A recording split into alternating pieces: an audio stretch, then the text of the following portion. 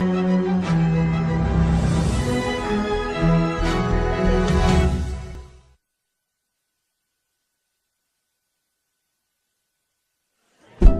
you pick San Francisco to shoot your special? This is one of the best towns to ever do comedy, and this is the most historic venue you got as far as comedians are concerned, because Lenny Bruce ripped it down here. All the best came through the Bay. What about Richard? What about Robin Williams, Carlin, Mooney? You don't necessarily have to be the biggest star. As long as you come with it, and people coming out, they like to see live performances because it's a savvy audience. San Francisco, are you ready?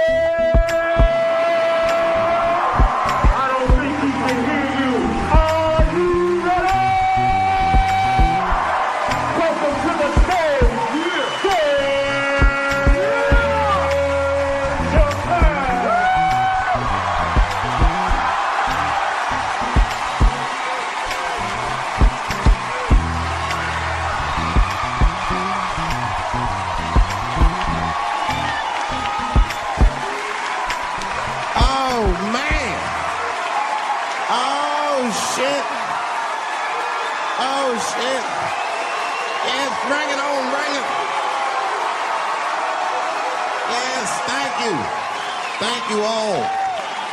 Thank you for coming. God damn. I did it big this year. From cable, nigga, goddamn. Thanks for coming out, and thanks for making a nigga feel comfortable in the gayest place on earth.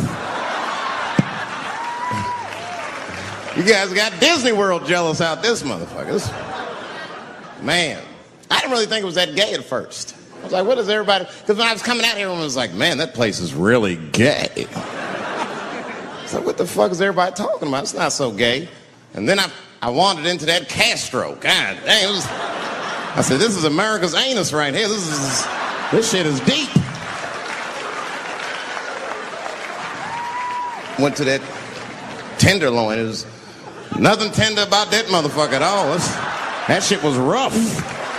The opposite of tender. I have never seen crack smoked so casually before. These niggas was sitting in front of Starbucks smoking crack and drinking coffee. I said, this is off the hook. Talking about politics.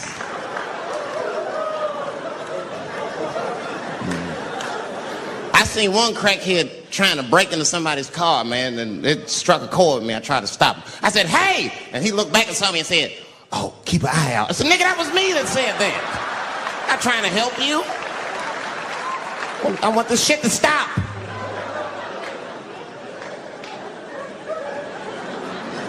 Crackheads are like that. I had a crackhead break my car window one time. Broke it. You know what he stole? Fucking candy bar I had lying on the seat. That's all he took. It's a goddamn candy bar. I was so mad. I drove around the neighborhood for 5 hours looking for a crackhead with chocolate on his face. I did that. I finally found when I grabbed that motherfucker and said, hey man, what's all this chocolate on your face, motherfucker? He looked confused. Chocolate? This is doo-doo, baby. I said, ah! Oh, man. This place is insane. But you know what I like about San Fran, and the reason I picked this city to do my special is because of all the major cities in America, somehow people get along here better than anywhere else I've seen in the country. That's right. That's right.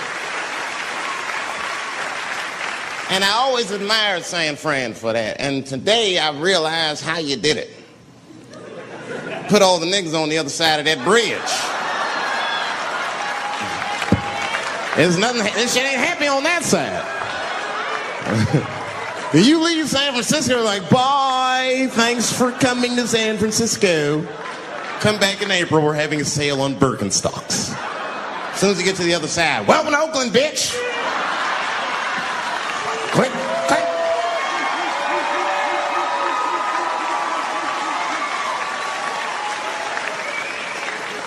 It's fucking crazy. But it also feel like it's an East Coast city in the West Coast. You guys got subways and shit. I'm scared of public transportation. I was on a bus that was held hostage. 45 minutes. It wasn't life-threatening. I don't want to give you that impression. It was a dude jerking off, but the shit was scary, son. It was scary.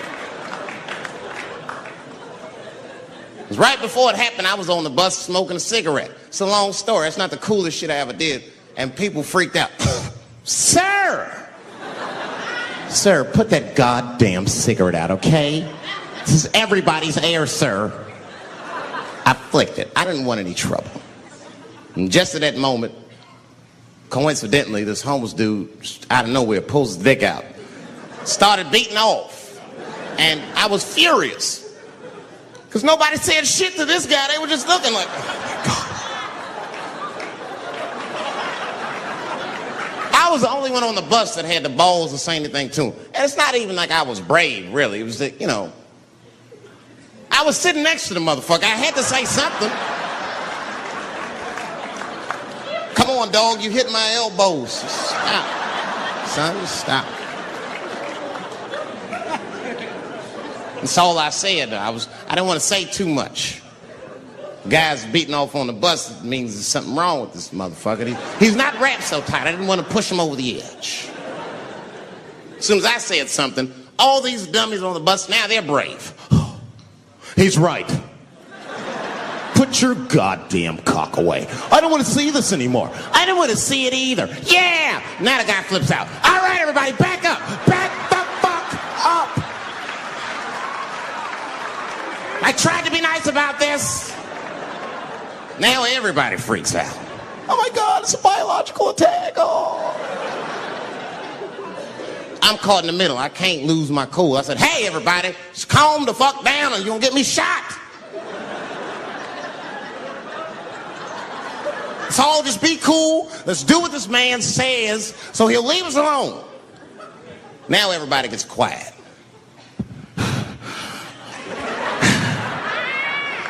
That's better. That is better. And then he started walking up and down the aisles. He was terrorizing us.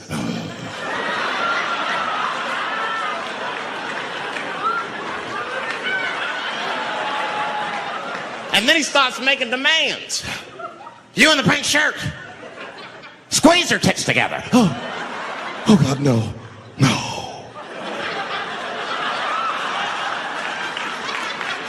You, stick your finger in your butt. Why? Oh God, why is this happening? Oh God, oh God. He was working my way. Shit was tight. Just that minute.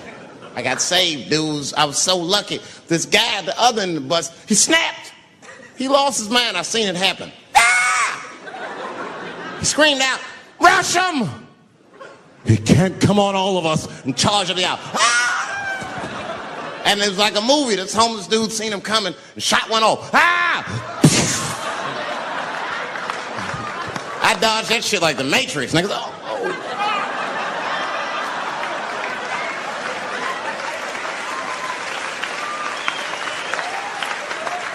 The guy behind me wasn't so lucky, y'all.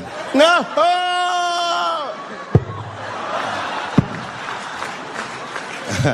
That shit was gross. It didn't kill him, but I'm sure that fucked his day up. You're not gonna have a normal day if a homeless dude busts a nut on your forehead and 8:30 in the morning. That's a wrap on the rest of the day. Ah!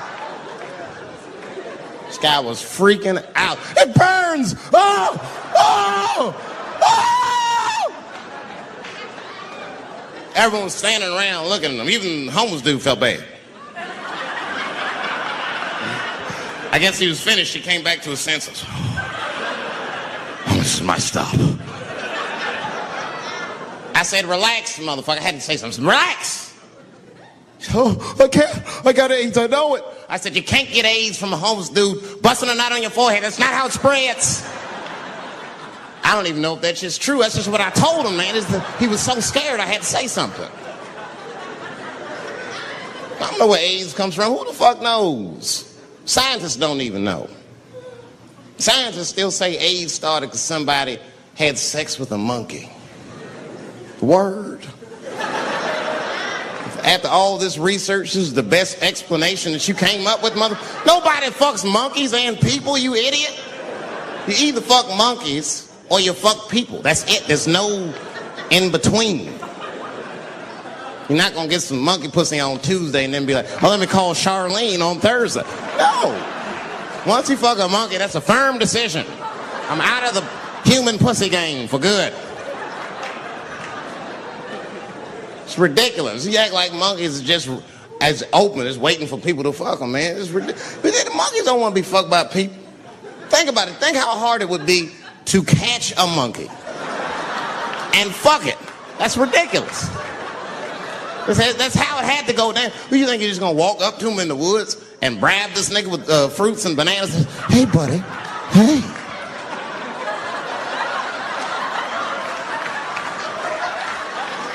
Yeah. There you go, buddy. Yeah.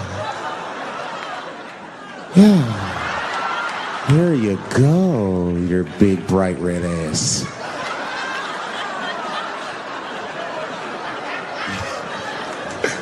It's big, bright red booty.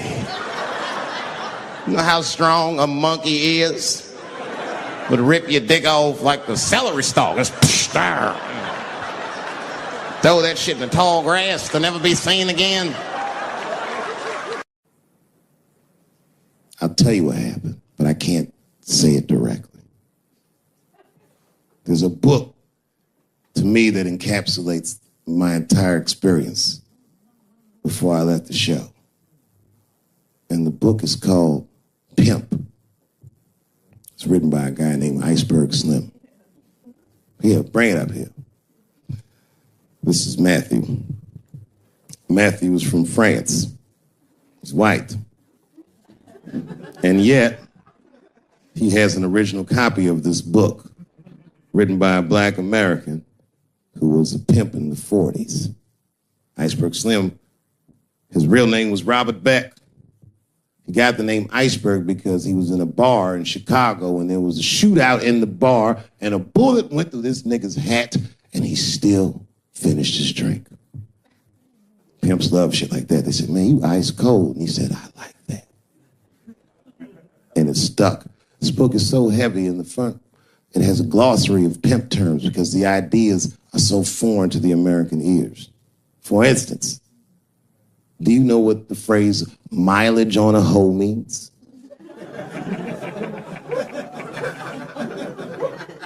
Of course you don't. Mileage on a hoe is a very wild concept. It means that pimps understand there's a finite amount of bad shit a person can do before they'll lose their fucking mind. And a good pimp can look at a woman that he's never seen before and call it, she's good for 500 fucks. That's her mileage. Anything over that, that bitch is gonna spill. They do it to you. Why the fuck you think most of us work from 9 to 5? 9 to 6 might kill a bitch.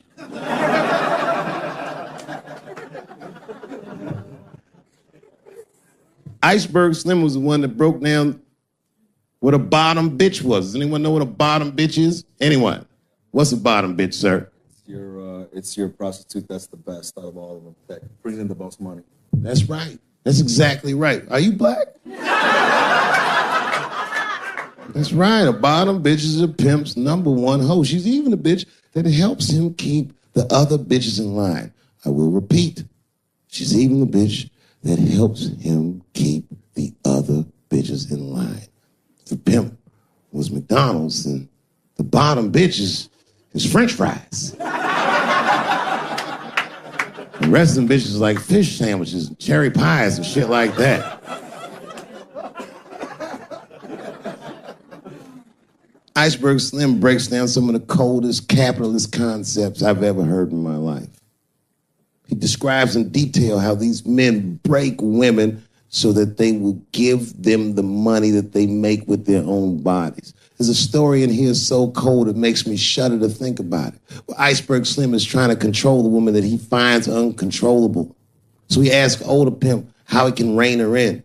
And the older pimp says, oh, that's easy, Iceberg. All you have to do is beat that bitch with a coat hanger and then run her a bath and give her some pills. She'll be so grateful that you fixed her that she'll forget you were the motherfucker that beat her in the first place. That's some cold shit. Now, at the end of this book, Iceberg Slim tells a story. It's kind of the crescendo of the book. And in the story, Iceberg Slim's bottom bitch is at the end of her mileage. If she was good for 500 fucks, she was at 498. She was bubbling. You could see it. She was going crazy. She started saying all kinds of shit. Oh, I always wanted to be in the circus. Circus? This bitch is loose. I can juggle too, you know. Juggle? He had to let her go. It's hard to let her go. A bottom bitch go. And he wasn't ready to let her go because his organization couldn't handle losing her. But she didn't know that. She didn't know how important she was. So what he did was he called her to a diner. He said, look, bitch, you and I got to part ways. She said, fine, motherfucker. I don't need you anyway because I know somebody at Ringling Brothers. She's like, all right, bitch, whatever. I got one last trick for you. It's a big money trick. You do this for me, you get paid, I get paid, and we go our separate ways. She said, fine, motherfucker, what do you want me to do? He said, okay, there's a guy in that hotel across the street. He's waiting for you in room number 7. I want you to go over there and I want you to fuck him. But before you do, I need you to put some of this stuff in his drink. And then he's gonna fall asleep. When he does, there's a briefcase on his bed. Bring the briefcase to me. That's the trick, bitch. Can you handle it? She said, fuck yeah, I can handle it. And I can't wait to get rid of you. She ran outside, jumped on a unicycle and pedaled across the street. And Iceberg watched her. He was like, man, she's pretty good. Man, if I never jerked off in her face, maybe she would have been in the circus right now.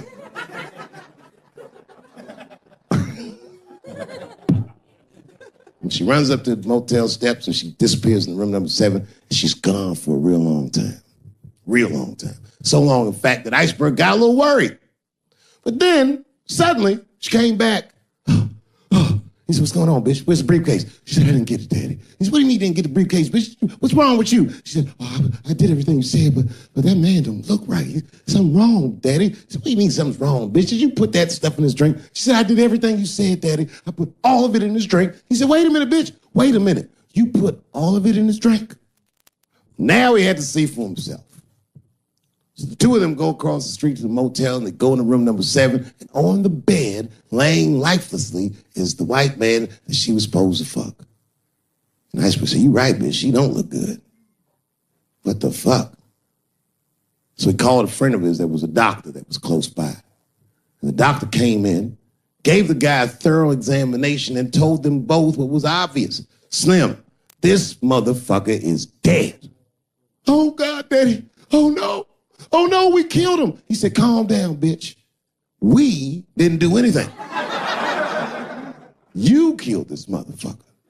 And then he reached under the bed and he grabbed the briefcase. He popped it open. It was filled with money. More money than any of them had ever seen. And Iceberg took a little bit of the money and gave it to the doctor, and the doctor left discreetly. All right, bitch, let me think. I can fix this for you. I know somebody I can call. But if I call him, I'm going to owe these motherfuckers a big favor. Oh, God, Daddy, please. I don't want to go to jail. Neither do I, bitch, so will you shut up? She picked up the phone. She heard him mumbling in the phone a little bit. He hung up the phone, and she was pacing the room, and he was just standing there cool, and they were waiting, and then suddenly, a van pulled up downstairs. 2 guys get out with a carpet. They walk upstairs. They roll that carpet out on the floor. They throw the body in the carpet. They roll that motherfucker up like a burrito. They pick that shit up, and they throw it in the back of the van. They come back up, and Iceberg opens the briefcase again and gives them a little money. He says, I'll get in touch with you guys later. They say, you're not going to get in touch with us at all. We'll find you. He said, whatever, nigga. And they bounced. Oh, God, Daddy, oh, God. He says, relax, bitch. Listen, we getting the fuck out of here. You go downstairs, you get the car. We got to leave separately. She went, she got the car. Iceberg grabbed that briefcase, waited a few minutes, looked out the window, and then he went down with her.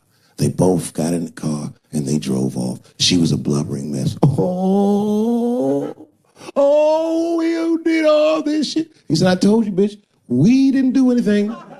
You killed a motherfucker, and I cleaned him up. And now we got us a secret, okay? And I know I'm not gonna tell, bitch. It's you? She said, oh, no, I ain't gonna tell. He said, all right, baby, cool. I'm gonna need you to stay with me for a while till this shit cools down. She goes, okay. That's the game. That's how the whole shit works, ladies. You understand?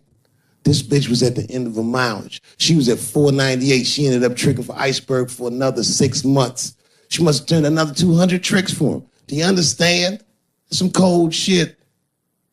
And the cold shit about it is that the dead guy on the bed wasn't even dead at all. This motherfucker was just a friend of Iceberg's acting like he's asleep. The doctor wasn't a doctor, it was a motherfucking butcher that happened to have a white coat.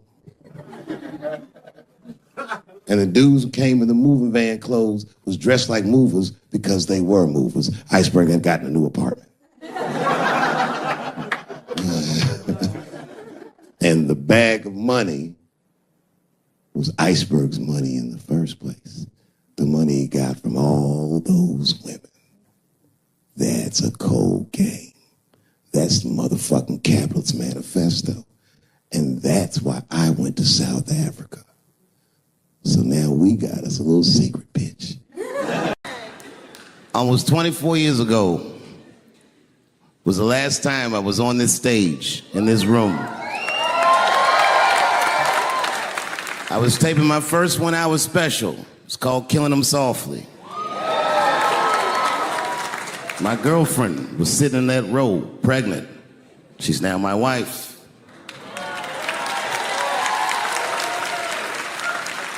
The baby that she was carrying, my first child, I smoke weed with that nigga now.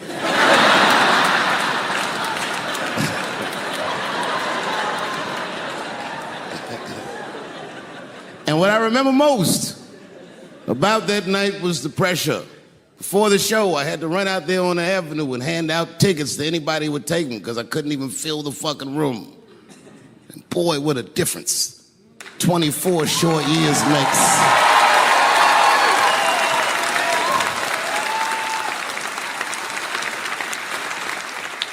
And right before that time, my father had died. He never lived to see me do it. And when he died, I was inconsolable.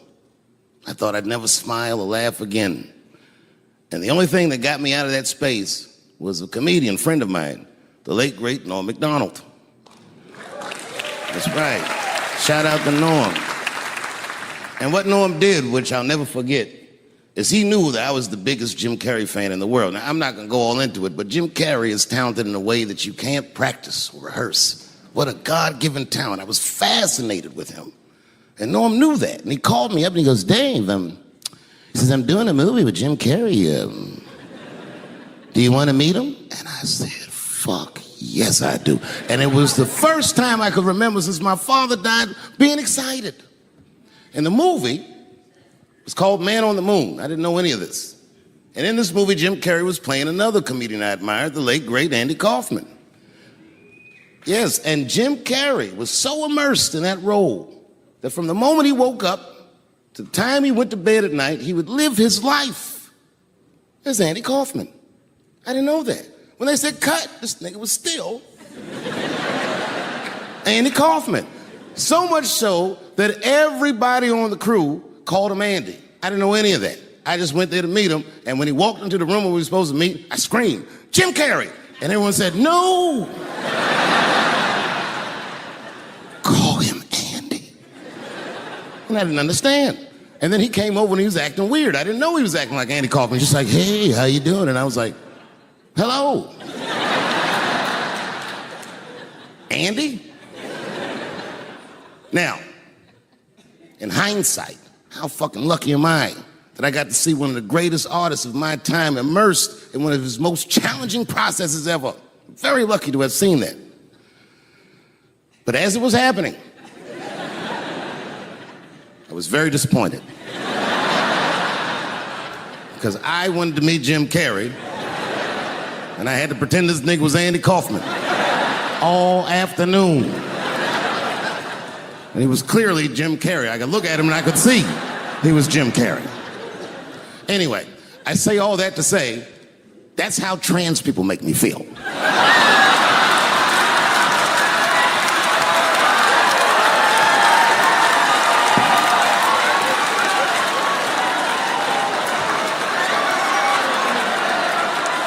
Here we go. Now, if you guys came here to this show tonight thinking that I'm gonna make fun of those people again, you've come to the wrong show. I'm not fucking with those people anymore. It wasn't worth the trouble. I ain't saying shit about trans people. Maybe 3 or 4 times tonight, but that is it. Tired of talking about them. And you want to know why I'm tired of talking about them? Because these people acted like I needed them to be funny. Well, that's ridiculous. I don't need you. I got a whole new angle. You guys will never see this shit coming. Transgenders are gangsters. I used to do business with a transgender in Hollywood. Man, everybody would be scared of her in the boardroom. She'd walk in there, newly minted woman, high heels, purse. Wouldn't say anything to us, just walk around the conference table looking mean as shit.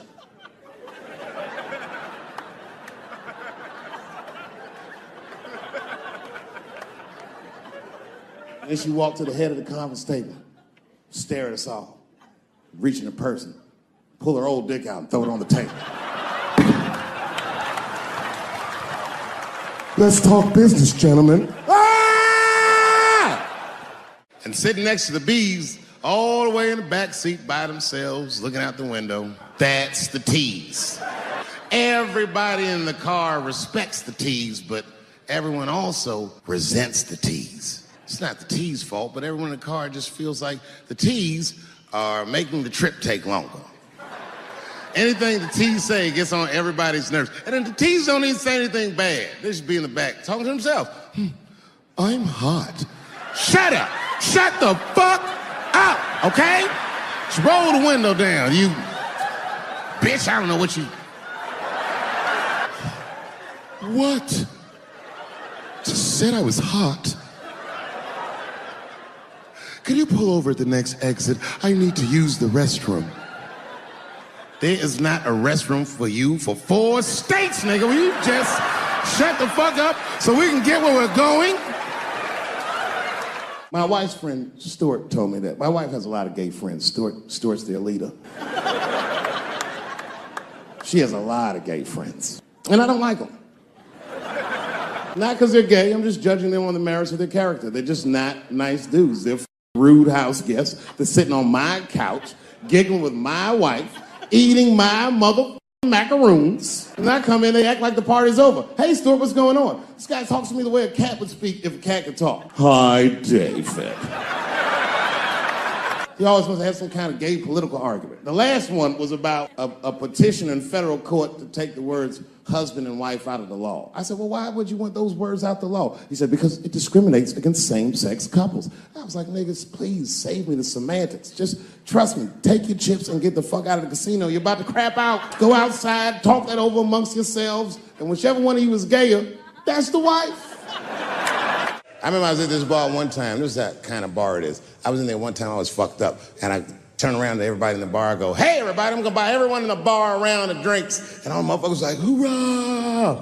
And the bartender knew I was drunk, so she pulled me aside. Mr. Chappelle, are you sure about that? That's going to be $16.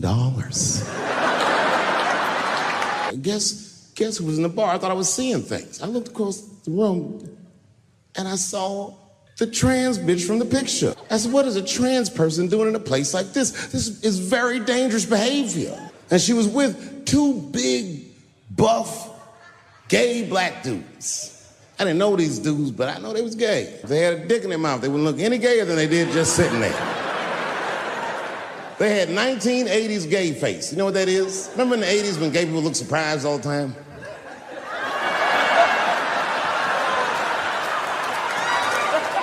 Stewart educates me about this movement, you know what I mean? I didn't even know shit about it. He told me it's called LBGTQ.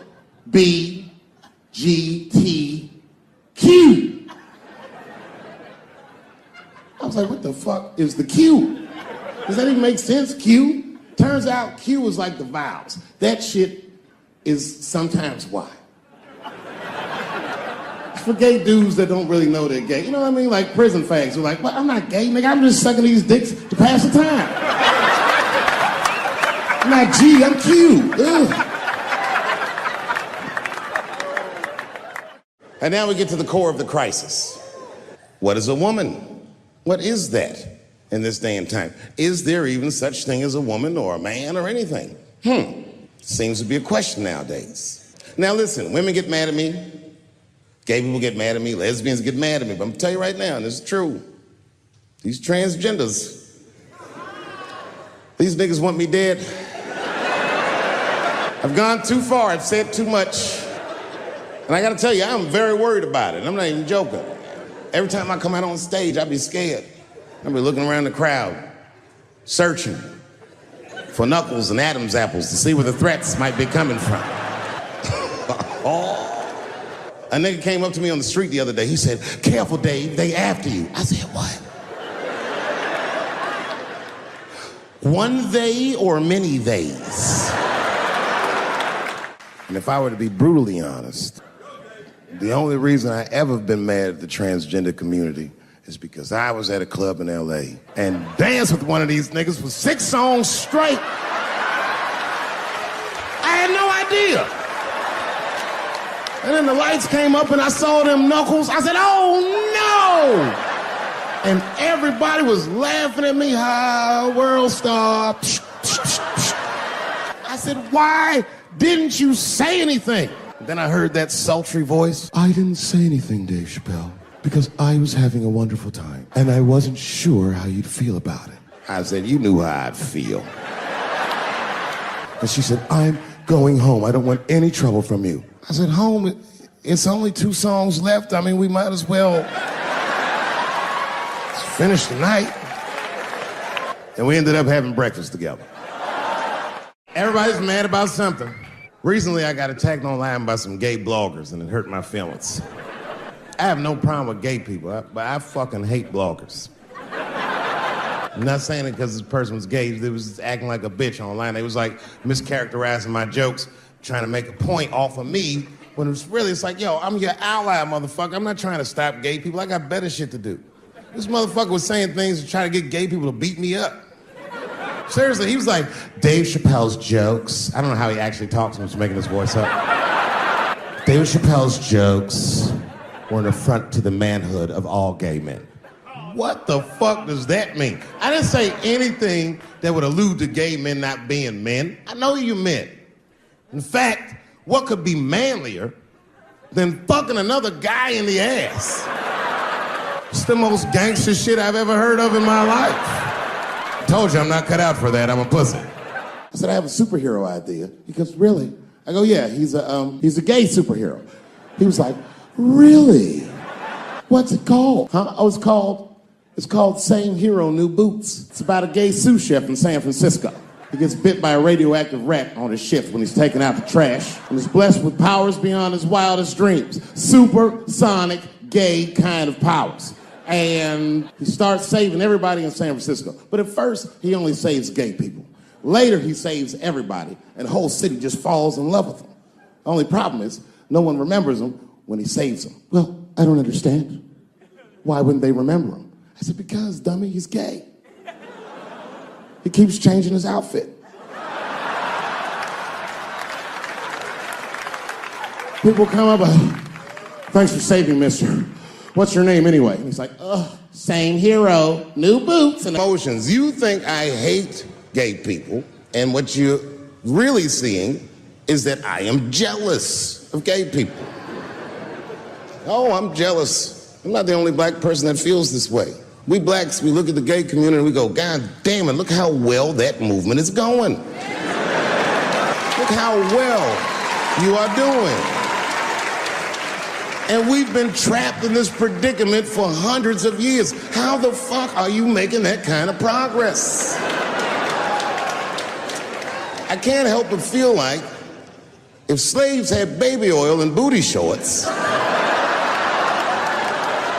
we might have been free 100 years sooner, you know what I mean? If Martin Luther King was like, I want everybody to get up on them floats, get your bodies good and shiny.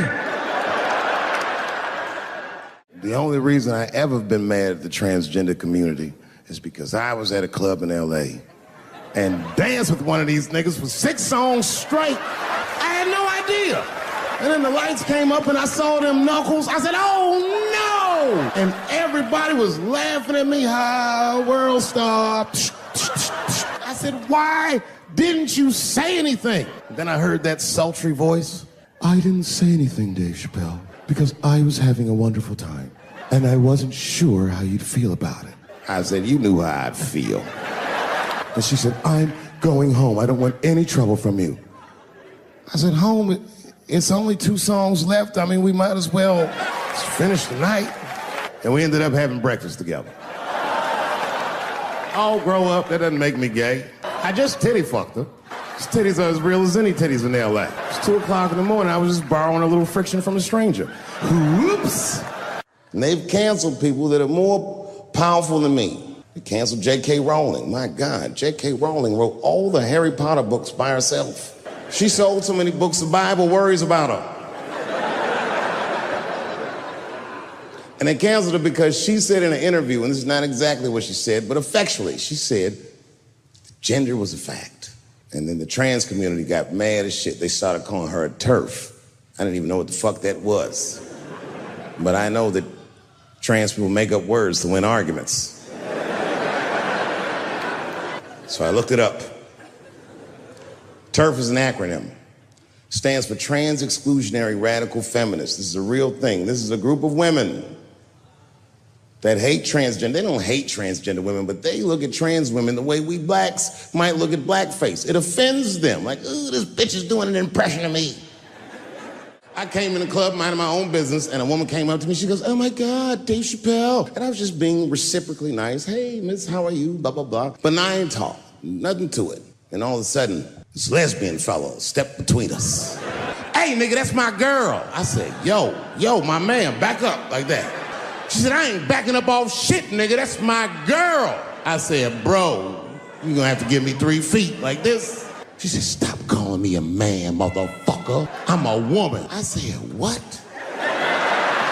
And then I looked deep in this nigga's cheekbones. I said, oh my God, you are a woman. It was just too much for me to even wrap my mind around. But I tell you what, I unballed my fist immediately and I softened my posture so that she would know she's in no danger. I even changed the tone of my voice. I said softly, sweetly, like a pimp might say. Bitch, I'm about to slap the shit out of you.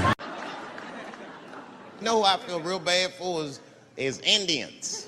Everybody feels bad for Indians. They get dogged openly because everybody thinks they're dead.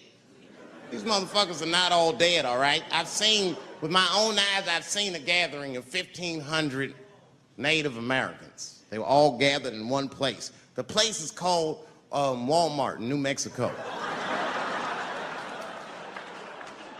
There's Indians everywhere. I'd never seen Indians before. I wasn't even sure if they were Indians. It's fucked up, but I asked one of them. It's not nice, but I seen him in the sports section looking at bows and arrows. I had to say something. Excuse me. I don't mean to be rude. Are you an Indian? And he was cool. Yes. Yes, I'm Indian. Still didn't believe him. I had to test him to be sure. This is fucked up. But I had a gum wrapper in my pocket, so I balled that shit up and I threw it on the floor. And a single tear came out his eye. I said, oh shit. I had so many questions. So what tribe are you from? I am a Navajo. I said, word. I studied you in social studies. You're a hunter-gatherer, correct? He said, I guess so. That's what you wish to call it. I said, why? What do you call it? He said, I am an alcoholic.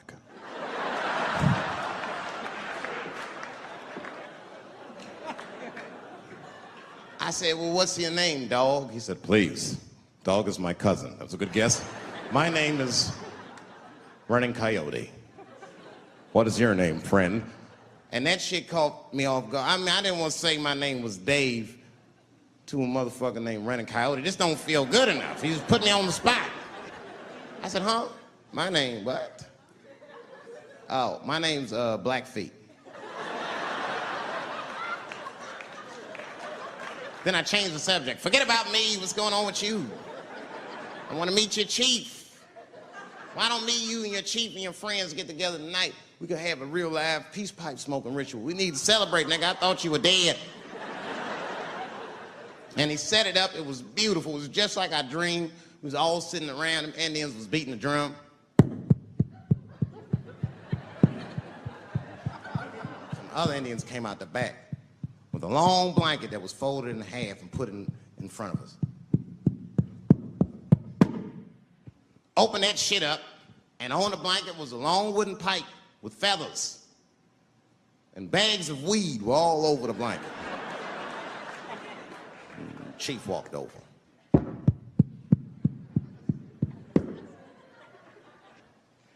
The big ones are 50. The little ones are 25. And these are 10.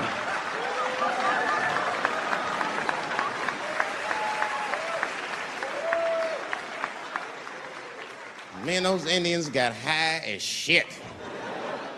I was baked. I told the chief, he was talking, I cut him off. Time out, chief. Sorry to interrupt. Fucking smashed, man. The weed's too strong. I'm itching. This is PCP. The spirits have got me. Chief, the spirits have got me. And the chief threw some water in my face. Calm down, blackface. Splash. I said, hey, it's Blackfeet, motherfucker. Take it easy.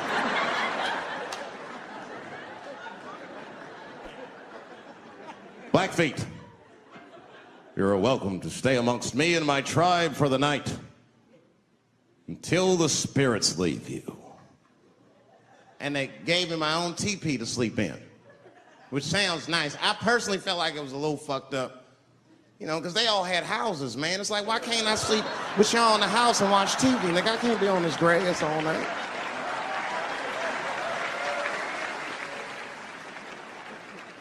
Yeah, Indians is rude, man. Everybody's rude. Indians, they eat nasty food. All they ate was corn and shit.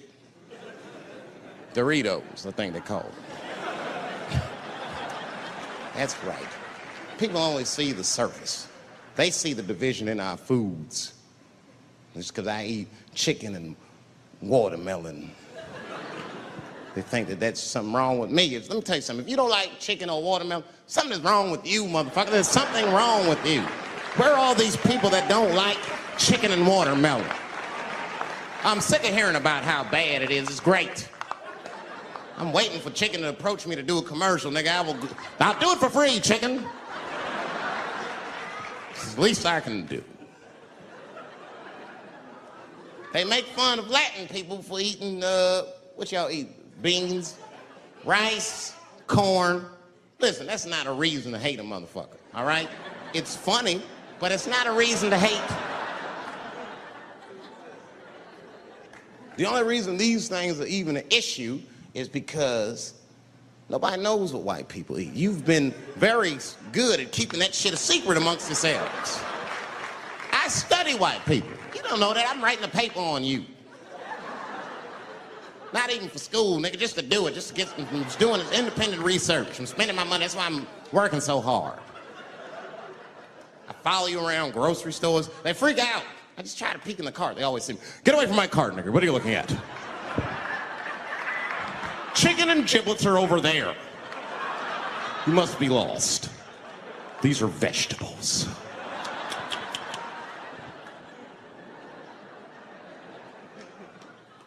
I know what you drink. See how quiet it got? Grape juice. Surprise, motherfuckers, you didn't know I knew about grape juice, did you? Oh, don't play dumb with me. Looking, what is it? A lot of black people don't have the privilege of knowing about grape juice because they have great drink. It's not the same formula that you get. Ain't no vitamins in that shit. You might have one of your black friends over. Todd, would you care for a glass of grape juice? What? Nigga, what the fuck is juice? I want some grape drink, baby. It's purple. I don't think I know what a grape drink is. What? I have some apple juice if you want. What the fuck is juice? I want some apple drink. Scream.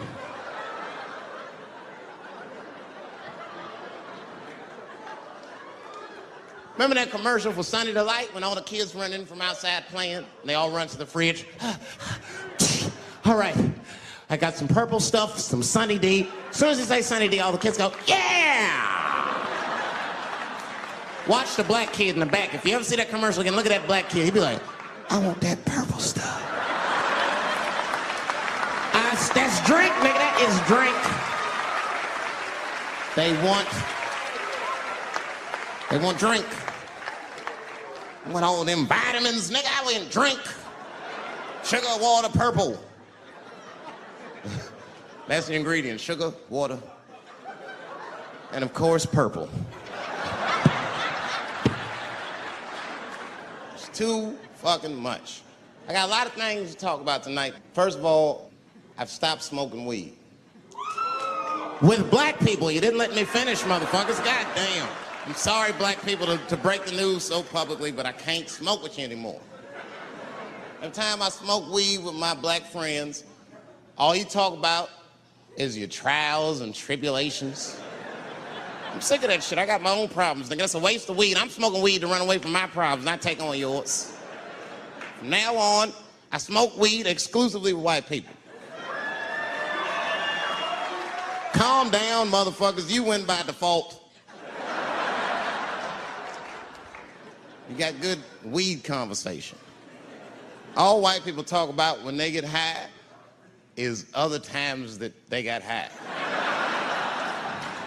I can listen to that shit all night. Dude, remember at Frank's last week? It's fucking smashed, man. And catalogs everything they drink. 2 shots of Jaeger, tequila, 4 bong hits, man, beer, cheeseburger. That shit is great. Only bad part is you cannot pass out around white people. Every time white dudes pass out around each other, they always do some borderline gay shit when the guys are sleeping. Frank fell asleep, so we stuck a carrot in his ass and put shaving cream on his balls. Why, motherfucker? Why would you do that to a friend of yours? He trusted you enough to sleep around you, you gonna put a carrot in his ass? Is that nice? I tell you right now, if I put a carrot in a black dude's ass, a nigga will kill you when he wakes up for some shit like that. That is an automatic death sentence on the street. It's a rap for you. I'm gonna kill that motherfucker. I thought y'all was friends, baby. What happened?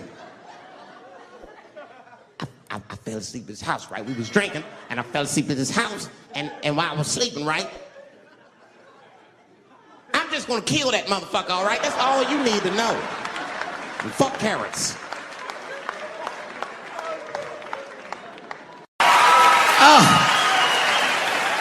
I'm goddamn sick of it. This is the worst time ever to be a celebrity. You're gonna be finished. Everyone's doomed. Michael Jackson has been dead for 10 years, and this nigga has 2 new cases.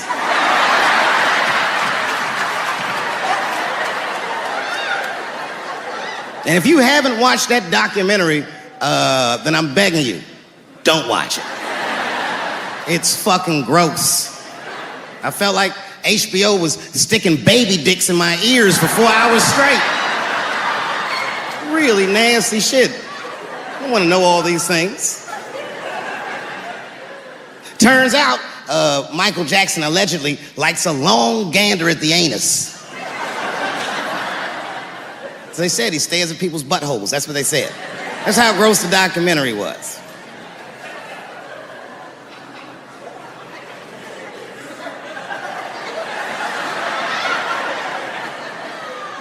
I'm gonna say something that I'm not allowed to say. But I gotta be real.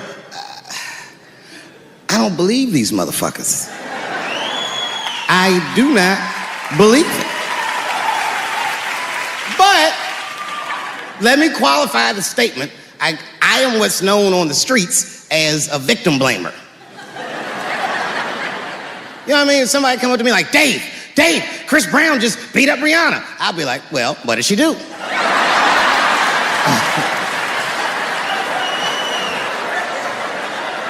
Dave, Michael Jackson was molesting children.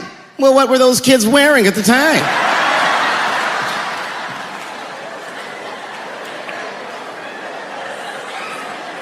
I don't think he did it.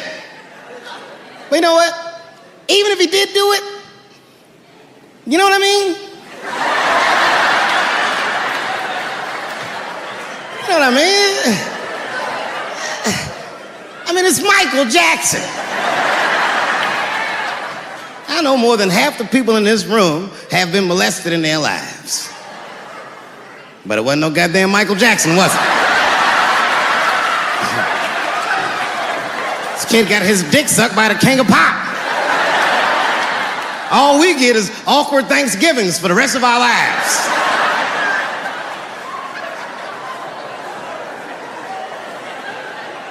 You know how good it must have felt to go to school the next day after that shit? Hey, Billy, how was the weekend? How was my weekend? Michael Jackson sucked my dick. And that was my first sexual experience. If I'm starting here, then sky's the limit.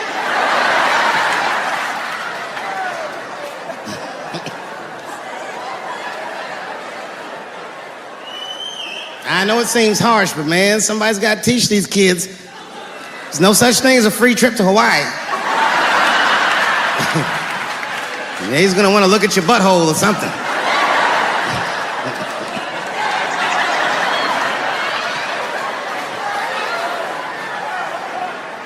You know why I don't believe it? You know why I don't believe it? Because if Michael Jackson's out here doing all this molesting, then why not Macaulay Culkin?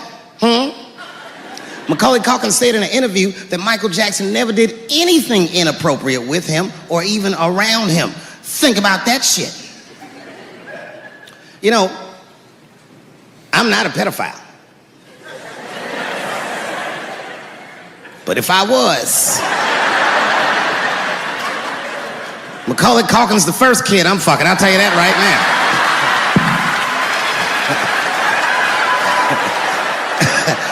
I'd be a goddamn hero. Hey, that guy over there fucked a kid from Home Alone. And you know how hard he is to catch.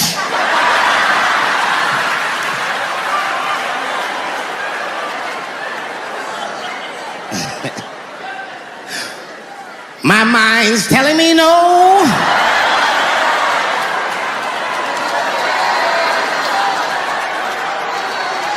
Okay, R. Kelly is different. I mean, you know, if I'm a betting man, I'm gonna put my money on he probably did that shit. I'm pretty sure he did that shit. You know, it's bad, okay? So a couple years ago, I was doing a show in Detroit, and I'm sitting backstage in my dressing room. A friend of mine comes by, this chick, Dream Hampton. Dream tells me, right before I'm going on stage, she goes, Dave, I'm working on a documentary about R. Kelly. Would you like to be in it? And I was like, nah, bitch, I'm cool.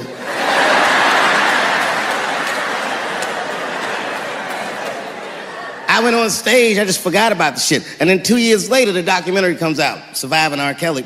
And when it comes out, Dream's promoting the shit, and she keeps bringing me up. She said, I asked Dave Chappelle to be in my documentary, and he said it was too hot for TV. Bitch, I did not say that. It does not even sound like how I talk. Oh, that's too hot for TV? I would never say that shit.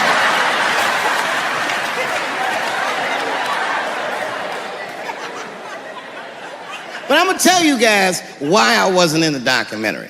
There's a very simple reason, and I cannot stress this point enough. The only reason that I didn't do it was because, and it's very important, I don't know this nigga at all. I don't know anything. I don't know anything that they don't tell me about. I don't hang out with this nigga, nothing. So what the fuck do I gotta be in the documentary for? This guy, R. Kelly, got another sex tape out now. Can't believe that shit. This guy makes more sex tapes than he does music. He's like the DJ Khaled of sex tapes. Another one. Like, damn, it's a lot of tapes. The new one's so bad that they didn't even show it. I've never seen anything like this. The prosecutor in Chicago came out in a press conference and read to the media a transcript of a sex tape. Have you ever heard of such a thing? This nigga read the sex tape. And it was so bad that R. Kelly sounded guilty in the transcripts. It's fucking amazing. 16 times the girl's age was mentioned. Isn't that crazy? This motherfucker is an idiot. He was fucking her like, yeah, this is the best 14-year-old pussy I've ever had in my life. And she was like, you like this 14-year-old pussy? He's like, oh yeah, I love this 14. I'm like, man, you need to shut the fuck up. You gotta give your lawyer something to work with. You're supposed to be on the tape like, this is the best 36-year-old pussy I've ever had in my life. And then your lawyer gonna be like, Your Honor, clearly my client thought that this woman was 36, as he mentioned some 16 times in the tape. They gonna know you lying though, you know what I mean? Everybody knows no such thing as good 36-year-old pussy.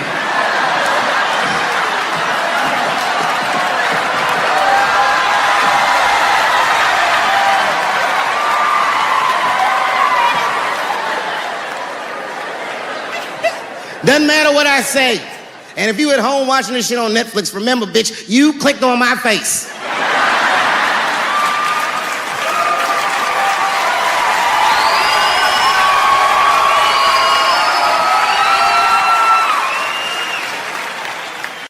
Thank you very much for being here. But before I start tonight, I just wanted to read a brief statement that I prepared. I denounce anti-Semitism in all its forms.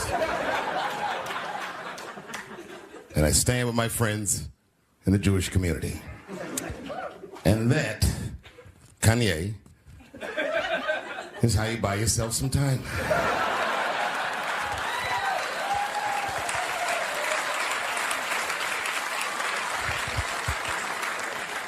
I gotta tell you guys, I've probably been doing this 35 years now. And early in my career, I learned that there are two words in the English language that you should never say together in sequence.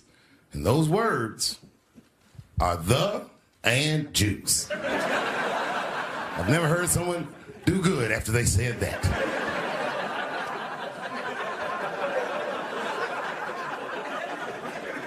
Kanye's gotten into some scrapes before. Normally when he's in trouble, I pull up immediately. But this time I was like, you know what? Let me see what's gonna happen first. Just want to see where this is all going. I can't even remember how it started. Vaguely, I remember it started with a tweet, strange tweet. It was like, I'm feeling a little sleepy. I'm gonna give me some rest, but when I wake up, I'm gonna go DEFCON 3 on the Jews. And then he just went to bed. I was up all night worried. What is he gonna do to the Jews?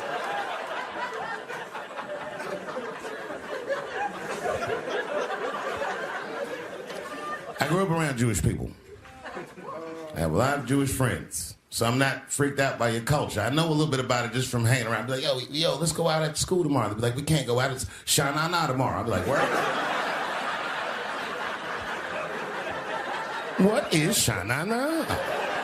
I had so many questions. Why do some of your people dress like Run DMC?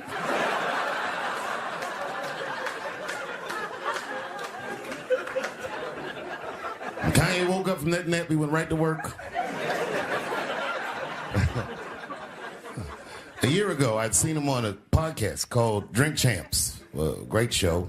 And it was an amazing appearance. Noriega and them were there, the rappers that I love, and they all had their gold chains and stuff on. And Kanye said, only millionaires wear chains. They said, what? He said, I'm a billionaire. Billionaires don't wear their money on their body. I tucked my chain and I said, oh, snap. That's right. It was a good appearance. It was fun and funny. But when he woke up, he went on Drink Champs again. This time, he was on one. He was mad about something. He said, I can say anti-Semitic things, and Adidas can't trap me. Now what? Adidas dropped that nigga immediately.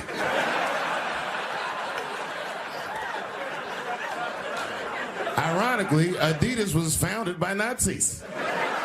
And they were offended. I guess the student surpassed the teacher.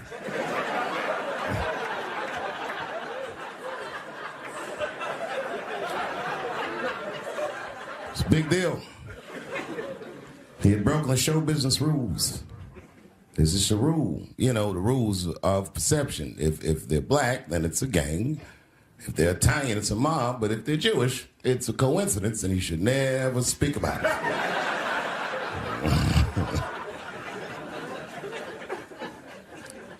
Kanye got in so much trouble, Kyrie got in trouble.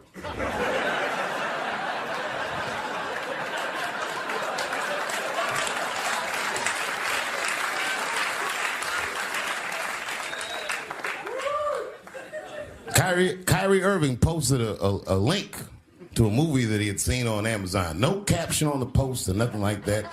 But apparently this movie had some, I don't know, anti-Semitic tropes or something. And it was some weird title like From Hebrew to Negro or something.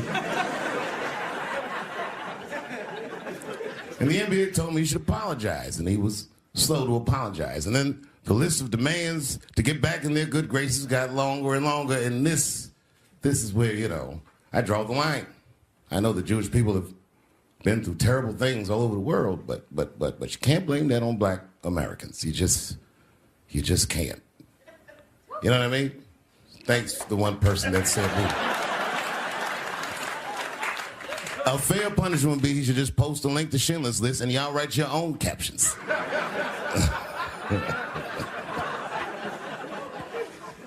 Kyrie Irving's black ass was nowhere near the Holocaust.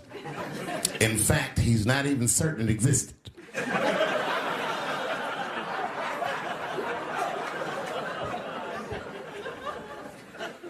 I saw one news pundit screaming about Kanye. She said, mental health is no excuse for that type of language. Yes, it is, bitch. You can kill somebody if you're mentally ill. Listen, okay, I don't think Kanye is crazy at all. I think he's possibly not well.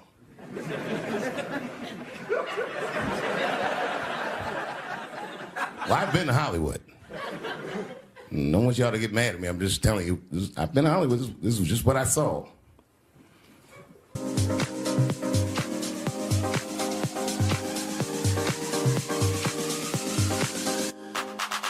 Whatever you do, don't fall for me. Don't put your trust in me. Don't even lie for me. I want you, honey. I don't get you. It's a lot of juice. Like a lot. But that didn't mean anything. You know what I mean? There's a lot of black people in Ferguson, Missouri. Doesn't mean we run the place.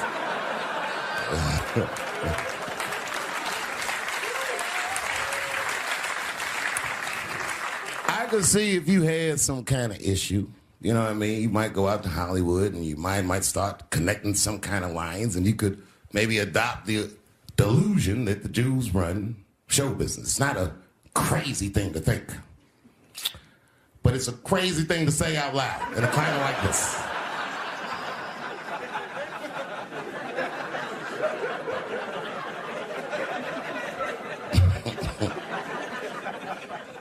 Now the midterms are over in this crazy climate, and I got to tell you, I feel like this midterm, like all of humanity, depends on it.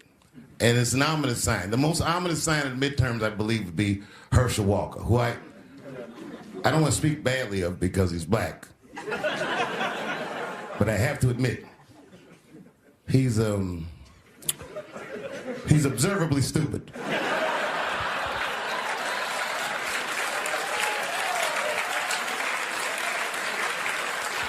Even when he's not talking, his mouth be open a little bit like.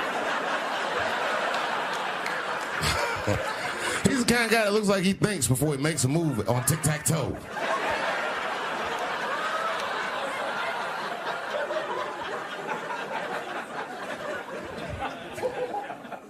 And I'm watching the news now, they're declaring the end of the Trump era. Now, okay, I can see how in New York you might believe this is the end of his era. I'm just being honest with you. I live in Ohio amongst the poor whites. A lot of you don't understand why Trump was so popular, but I get it, because I hear it every day. He's very loved. And the reason he's loved is because people in Ohio have never seen somebody like him. He's what I call an honest liar. Well, I'm not joking right now. He's an honest liar. That first debate, I'd never seen anything like it. I've never seen a white male billionaire screaming at the top of his lungs, "This whole system is rigged," he said. And across the stage was a white woman, Hillary Clinton and Barack Obama, sitting over there looking at him like, "No, it's not." I said, "Now, wait a minute, bro. It's what he said." And the moderator said, "Well, Mr. Trump, if in fact the system is rigged, as you suggest, what would be your evidence?" You remember what he said, bro? He said, "I know the system is rigged because I use it." I said, "God damn." And then he pulled out an Illuminati membership card and chopped a line of cocaine up and did it right into the podium.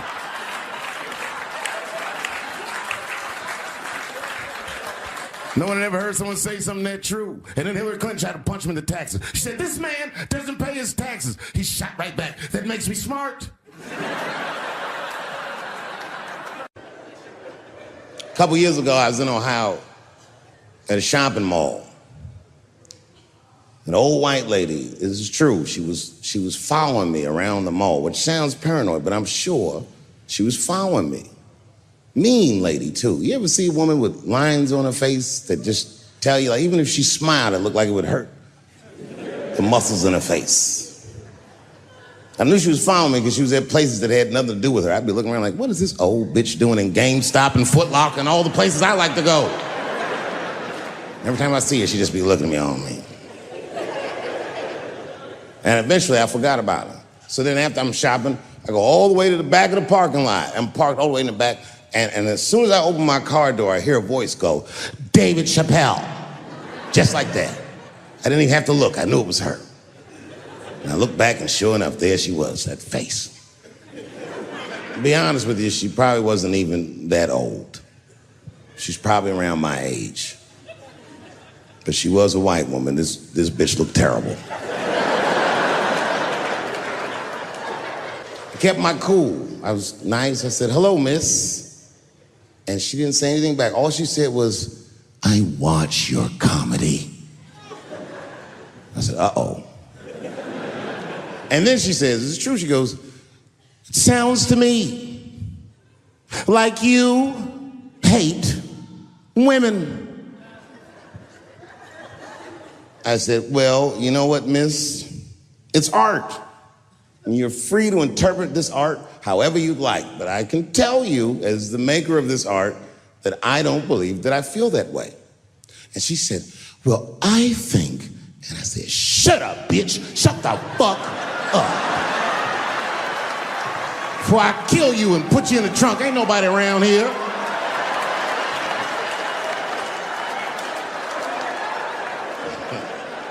I'm just kidding. I didn't say that. I felt that way, but that's not what I said.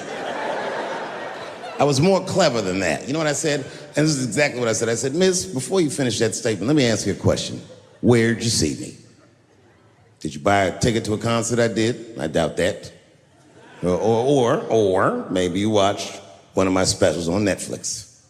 Or did I follow you to your car and do my act?" She said, "What?" I said, "Keep it in the comment section, bitch. This is real life. Ta-ta."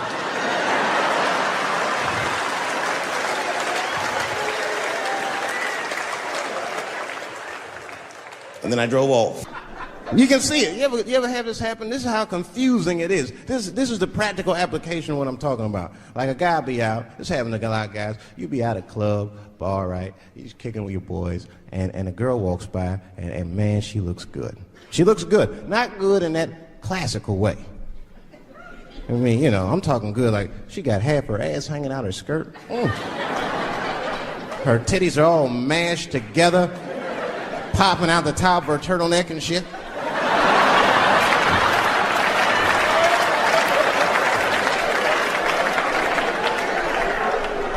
And you with your buddies, right?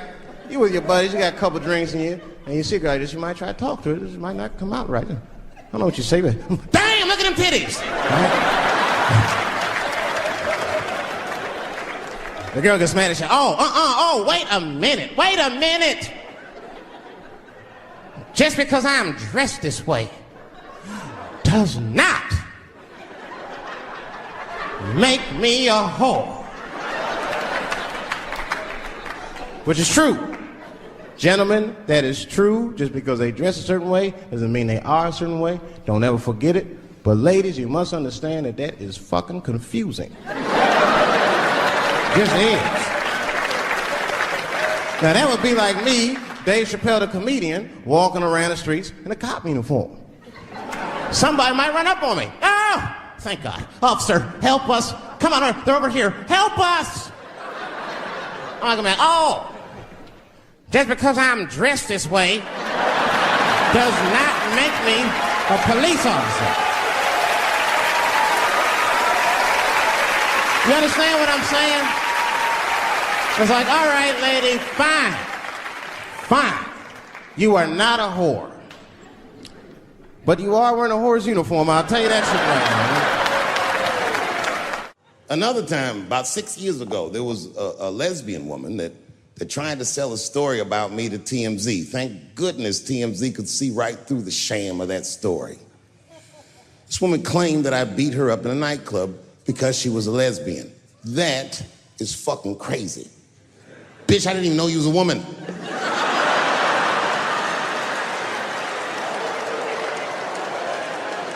Thank God TMZ didn't believe that. Because I did beat the shit out of her, I'm not gonna lie. It was her fault, I had no choice. I came in the club minding my own business, and a woman came up to me, she goes, oh my God, Dave Chappelle. And I was just being reciprocally nice. Hey, miss, how are you? Blah, blah, blah. Benign talk, nothing to it. And all of a sudden, this lesbian fellow stepped between us. Hey, nigga, that's my girl. I said, yo, my man, back up like that. She said, I ain't backing up off shit, nigga, that's my girl. I said, bro, you're gonna have to give me 3 feet like this. She said, stop calling me a man, motherfucker. I'm a woman. I said, what?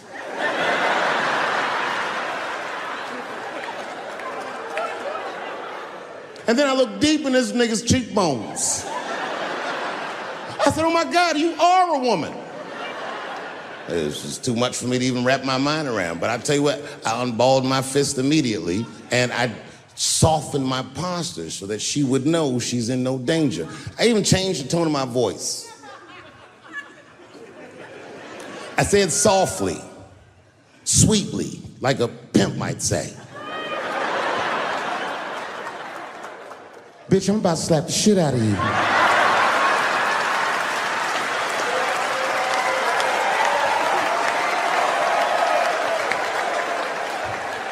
I should have done it. Oh, I wish I didn't say that. She dropped that foot back. Boop. She was in a perfect southpaw stance. Her shoulders were angled correctly. Her head movement was good. I said, oh no! This bitch boxes for real. She threw a wild hook at me and I saw it coming from yesterday, so I slipped it like this. I had no choice. I had to go to work. I let that jab go. You should have seen me go, nigga. I tenderized them titties like chicken cutlets.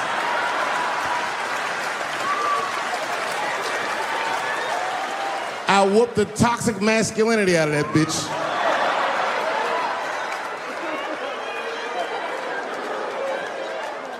I'm sorry, ladies. I got a fucking Me Too headache. Y'all is killing me right now. It's really fucking tough to watch what's going on. You know, ladies, I said it in my last special, and I got in a lot of trouble for this. I told you were right. But the way you're going about it is not going to work. But I'm biased. I said it. Louis C.K. was a very good friend of mine before he died in that terrible masturbation accident. And it was his room. You read the story. He was masturbating in his own room. That's where you're supposed to masturbate. And then he said, hey, everybody, I'm gonna pull my dick out. Nobody ran for the door or nothing like that. They all just kind of hung out like, I wonder if this guy's serious. And he came on his own stomach. There it is. What is the threat? Have any women ever seen a guy that just came on his own stomach? This is the least threatening motherfucker the earth has ever seen. All you see is shame in their face and cum dripping down like pancake butter.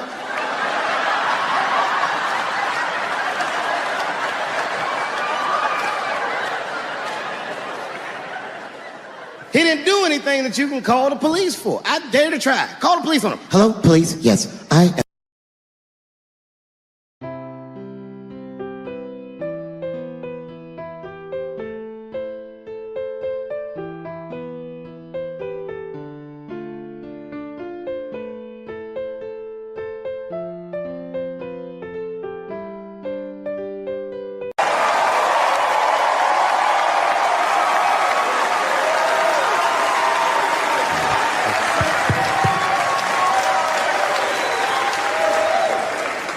She's an amateur in stature, but in practice, she was very professional. She showed up early, which is something I appreciate because I like people to be on time. She was dressed to the motherfucking nines. I mean, I'm transphobic, and even I was like, you look nice.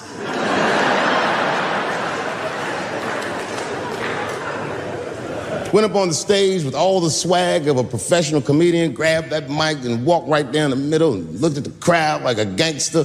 Man, you should have seen her work. This bitch bombed for 45 minutes straight.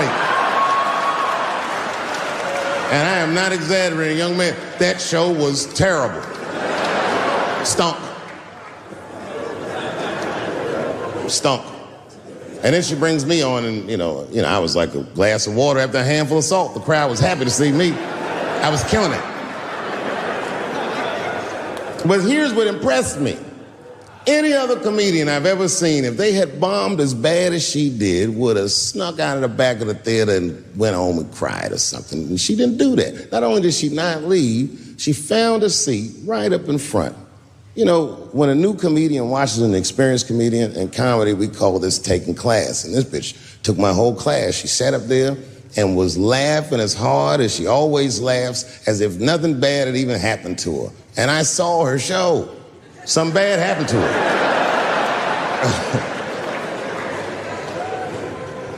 She was drunk.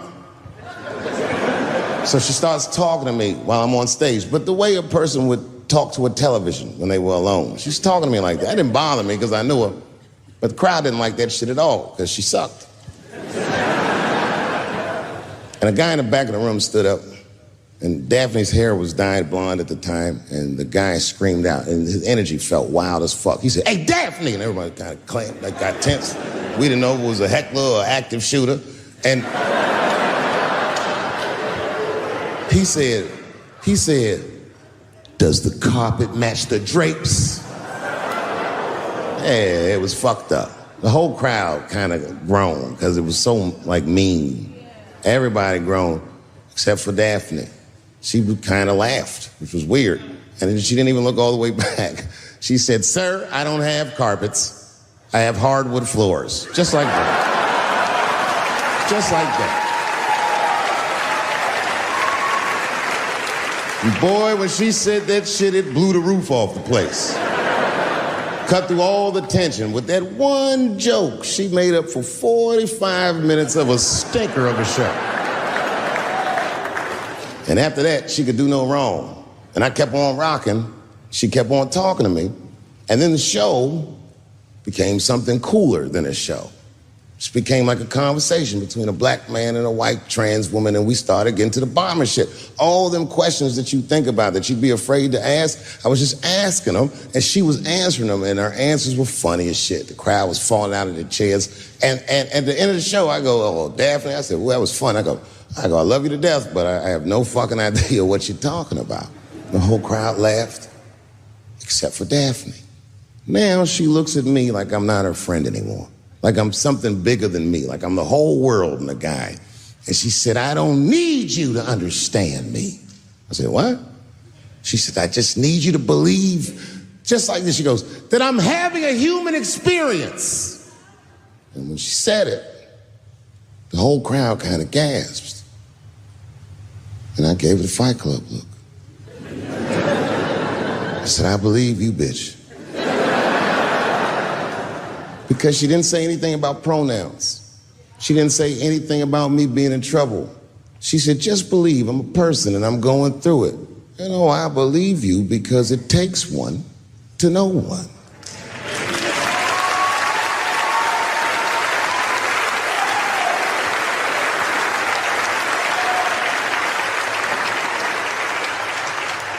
Then I told the crowd good night, and they start going crazy. And before the applause gets to its crescendo, I say, and don't forget my opening act, Daphne. And the crowd stood up. And I looked at her, and tears came out of her eyes. She couldn't believe it was happening. I couldn't believe it was happening because her show stunk. And it was a great night. I remember the late, great Paul Mooney was there, a bunch of fly-ass comedy niggas was there. And we all went backstage and was just drinking and talking shit and laughing, and Daphne stole the room. She had everyone cracking up, spinning the yarn, telling us all these crazy stories about shit she be into. We all laughing real hard, and then she's telling us and everyone's laughing. I'm looking around, I'm like, oh my God, she is funny. I pulled her aside and I said, you're hilarious. I didn't know that when you were on stage. I said, you're doing some things wrong, but I can help you. I said, anytime I'm in San Francisco, why don't you open the show for me, and I'll just try to give you some pointers, see if you can't work this thing out. And she said, are you serious? I was like, yeah. And she grabbed me real tight, hugged me, squeezed me, and I pushed her off violently because I'm transphobic. I said, boundaries, bitch.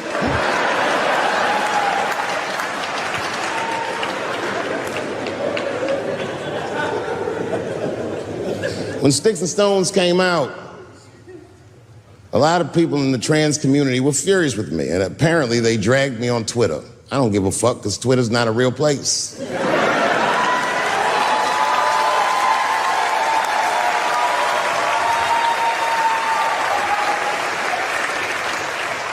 And the hardest thing for a person to do is go against their tribe if they disagree with their tribe, but Daphne did that for me. She wrote a tweet that was very beautiful, and what she said was, it was almost exactly what she said. She said, punching down on someone requires you to think less of them. And I know him, and he doesn't. He doesn't punch up, he doesn't punch down, he punches lines, and he's a master at his craft.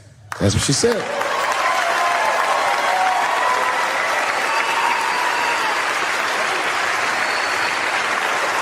Beautiful tweet. Beautiful friend. It took a lot of heart to defend me like that.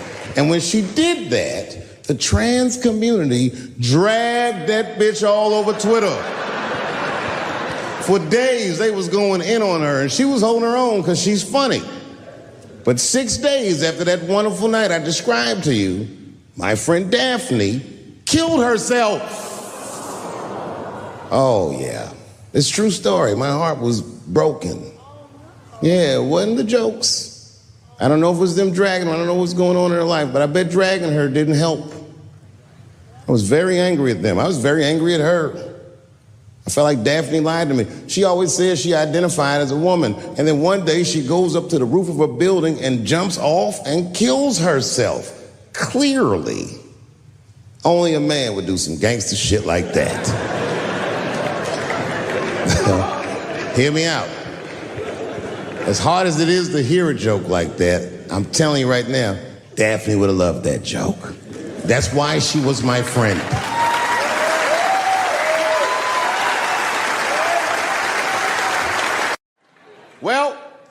I have some very bad news for the people in the front rows. I heard that some of you paid as much as $800 for your tickets. Sadly, I did this same show a couple weeks ago in Atlanta for $60 a head. Can you imagine? Nigga, you could have flown to Atlanta, got a hotel, had some dinner, and came back, and you still have a little money left over, niggas. Paid way too much just to see me in this gay-ass neighborhood. All right, let me roll up my sleeves and tell these pussy jokes. Will told me to say there hasn't been this many pussy references in this room since Cats was here. Boy, I gotta tell you, man, I've been doing this set all week, and boy, I've been telling these jokes, and sometimes niggas look like they're in actual pain over the jokes. None of it's that bad to me, but I understand why it could hurt some people's feelings. So tonight,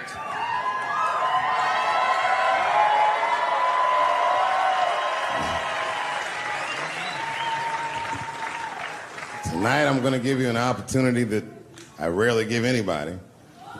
I'm gonna let you say whatever it is you need to say to my face,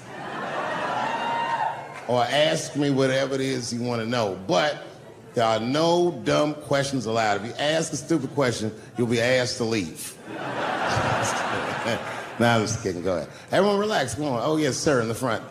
2 questions, how often do you write, and can I have a cigarette?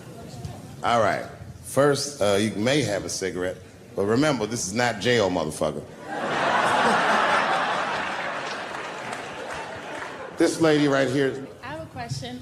Do you remember this scene?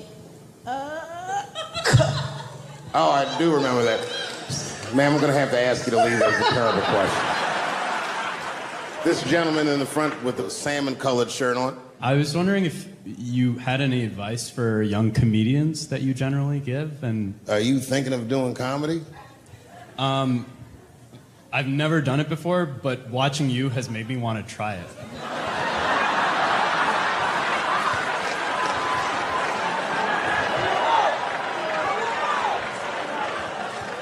I don't know if that's an insult or not.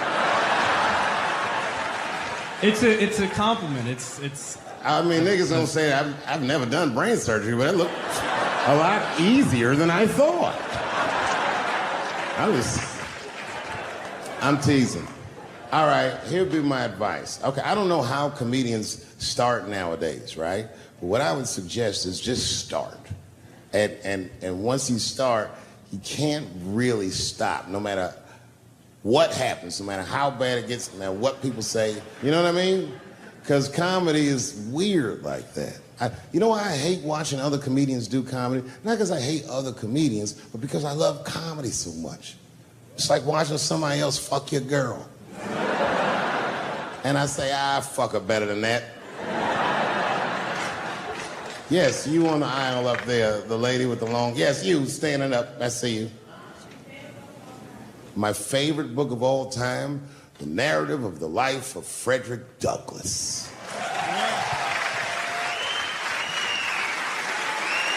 That guy with the baseball hat. Marry, fuck, kill, Michelle, Rihanna, Oprah. Wait, who's Michelle? Oh, Obama. Well, sir, you're putting me in quite the pickle. I can't say I'll fuck Michelle Obama. That's insane. Well, I guess I mean, because I wouldn't kill any of those women. But I'd fuck all three of them.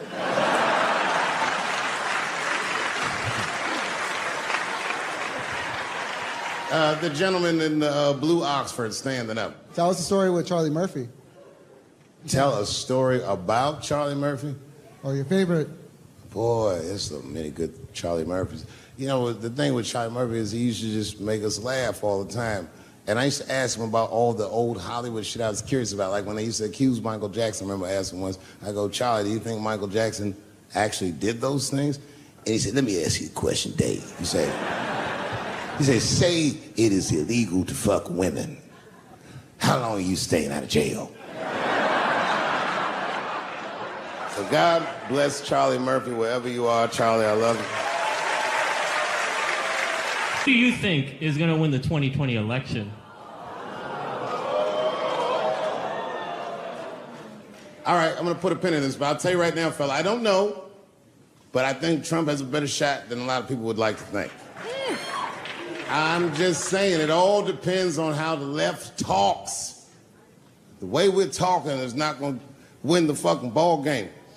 Donald Trump's over there on the right, grabbing handfuls of pussy. Joe Biden can't even smell hair over here. Fuck this side. All right, man, go ahead. Thank you so much for this show. And How old are you? 25. 25? Yeah. Boy, don't let R. Kelly see you. He's gonna pee on you by accident. Oh, my bad. I thought she was 15. Yuck. I'm totally joking. I'm sorry.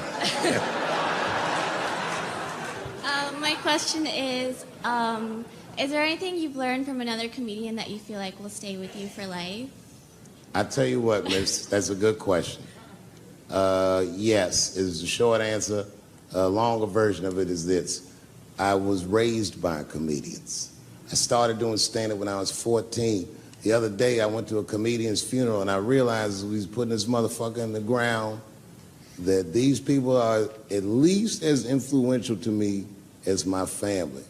I rock with these niggas till the wheel falls off. We fight and we fuss and we are jealous of each other and we get mad at each other, but my life wouldn't have been what it was without each and every one of them, and I consider them my family. That's what it is. Still hadn't figured out exactly how to say what I wanted to say, but I was doing pretty good, and I was doing some Me Too jokes, and a woman stood up from the audience and she was crying. Clearly, it was a white woman. She says to me, you can't say that. It's 200 seat room, it's a very small room. I'm like, what the fuck are you, like, miss, are you okay? What are you doing? She says, you can't say that. I said, yes, I can, it's my show. I'll say whatever the fuck I want. The crowd's like, ooh, like this. And then she gets up from the table and she starts making a big, like, show of just pushing through the aisles and all this stuff. And there's like a curtain right before the front door. And she gets to the curtain and she's crying. It's fucking crazy. She says, I'm sorry I was raped. It's a fucking comedy club. It's like loud farting getting out of an elevator. Nothing funny can happen in here. Now I'm trapped in a room with this woman's fucking stink.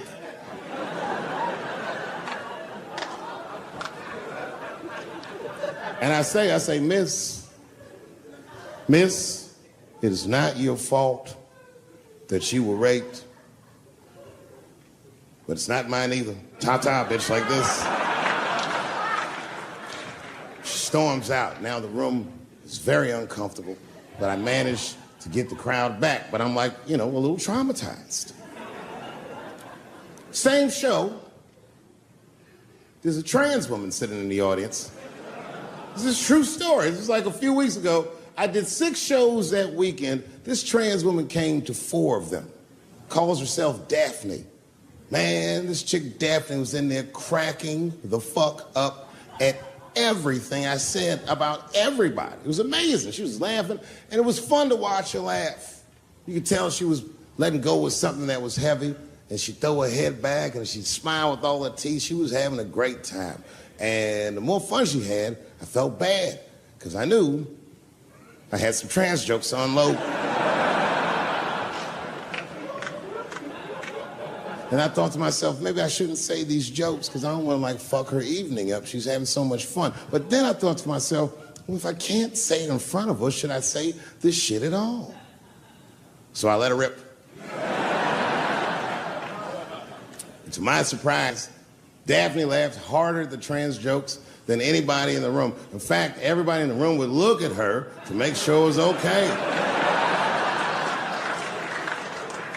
And I got off stage, I was in the dressing room, I was like, man, this is a fucking weird show. I'm sitting in the dressing room by myself just trying to figure out, like, what the fuck just happened out there? Like, why is it that this one woman can't take any of these jokes and Daphne can take all of these jokes. So weird. And then I realized, Daphne used to be a man.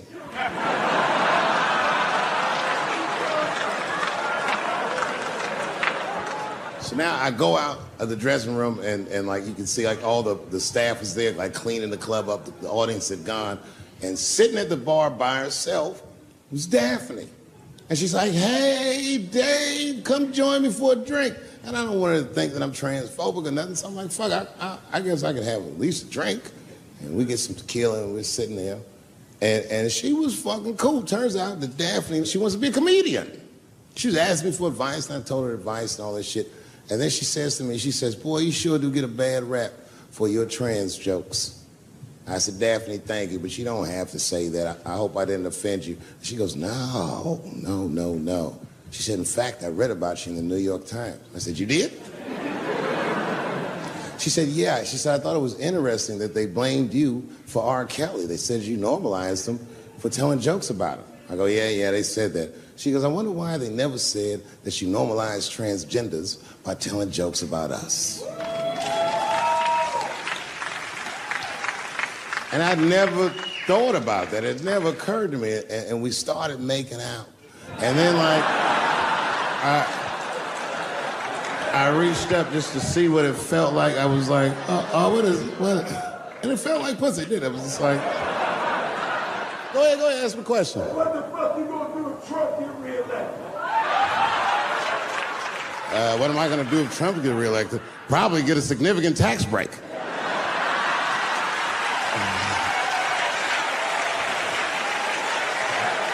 Hey, you wanna know why I don't even talk about Trump in my show? Because that motherfucker is not the hokey pokey. He is not what it's all about. There's millions of people that put him in power, and the ideas that he puts forth are not his own. He's singing poor white people's greatest hits.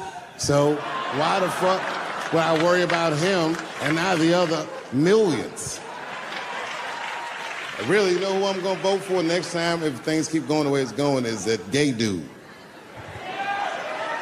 No, Mike Pence.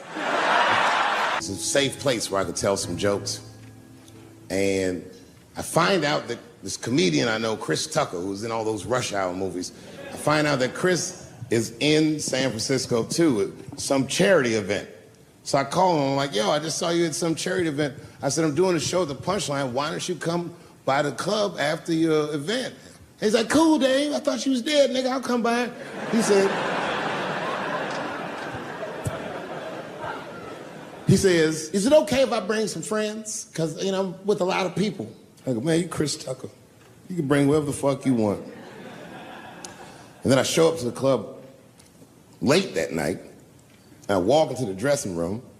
And sitting in the dressing room is Gavin Newsom, who at the time was the mayor of San Francisco, but now he's the governor of California.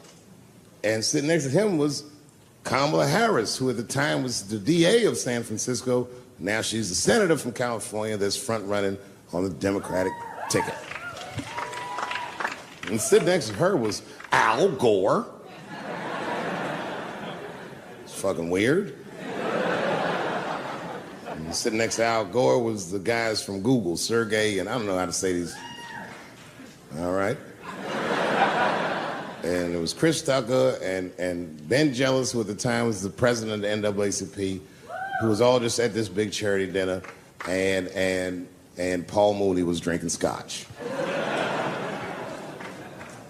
And we all was just in there. And, you know, at first I was a little uncomfortable when we started talking, and we all got along really well. At some point, Kamala Harris says to me, she goes, you know, a friend of mine is announcing his candidacy for president tomorrow. I went to college with him. I'm like, what? I go, Barack Obama? She goes, you've heard of him? I'm like, yo, I just read about this dude. And she goes, yo, yeah, blah, blah, blah, we talking. She goes, you know what? She says, let's call him on the phone. I said, what the fuck? And she picks the phone up and she dials and she's listening like this. And she goes, this is voicemail. And she gives me the phone. She goes, leave him a message. You know, I didn't know what to say. I just said what you say to any black dude that's running for president. You know, stay low, running a zigzag pattern, this kind of shit.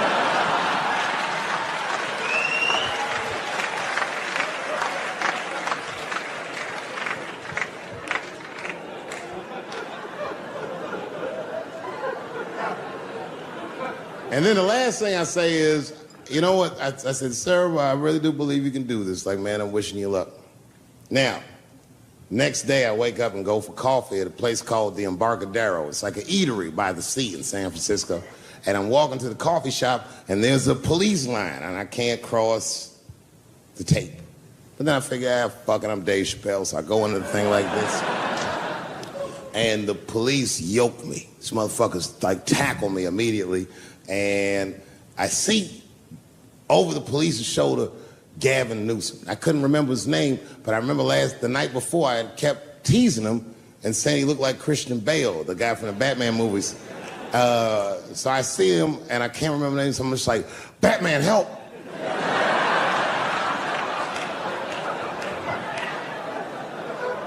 And he stops, he's like, Dave? And then the police see that the mayor knows me, so they all like, oh, sorry about that.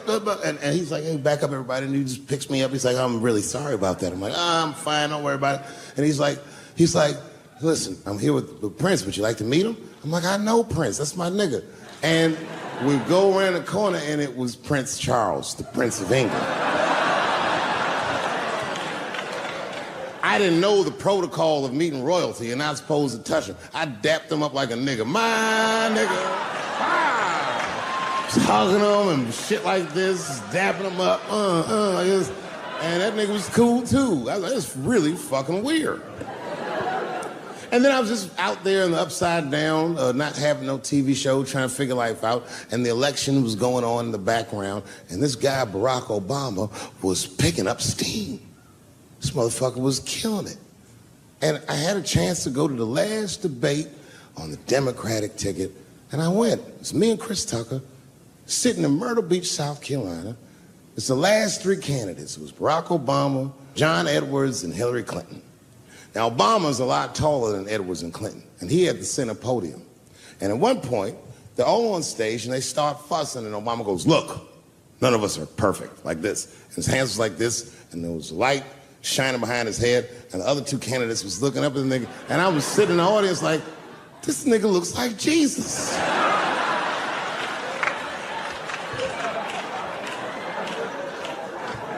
And I realized in that moment that I was looking at the next president of the United States. I was certain of it. I couldn't explain it, but I knew what I was seeing. And I got really excited. And I'm not that kind of guy. I said, I gotta meet this motherfucker. So I stayed. They were all on stage doing interviews, and I just waited. I was waiting and waiting, and then John Edwards was done with his interviews first, because everybody knew he wasn't gonna win. And I see John Edwards, and I said, hey, Senator Edwards, I just want to say hi. And that motherfucker looked at me like, I'm like, fuck you, nigga, you gonna lose anyway. And then he left, and then Hillary Clinton just walked by me in one of them Steve Harvey suits.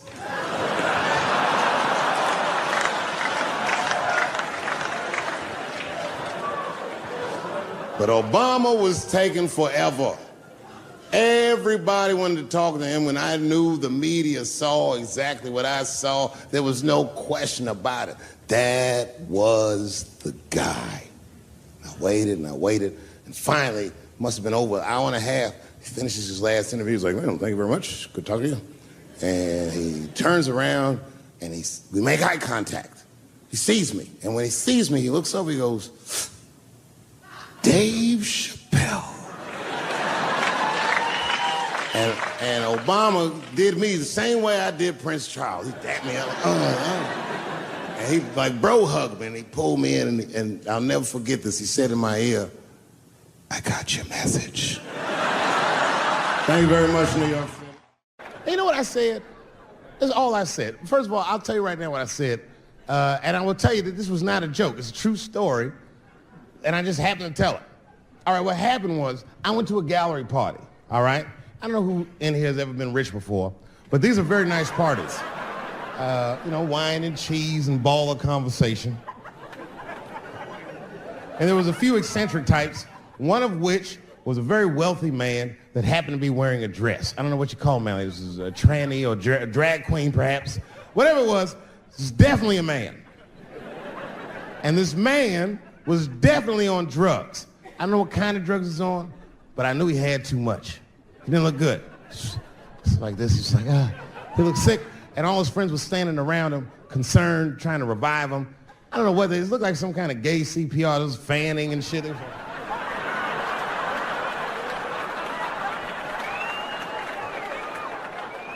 I saw all this from a distance. Now, I should have minded my own business, but I got curious. I was like, oh. And I went over there. All I said, excuse me, gentlemen, is he okay?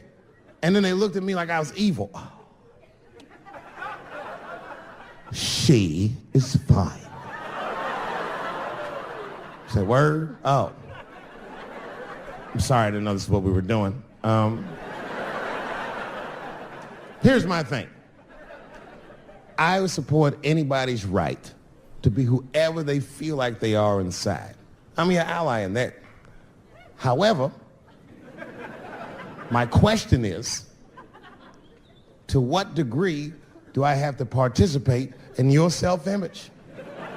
Is it fair that I have to change my whole pronoun game up for this motherfucker? That doesn't make sense. Seriously. If I put on an Argyle sweater and I'm like, hey everybody, I feel like a white guy in this sweater and I want some goddamn respect and a bank loan. That's not gonna work.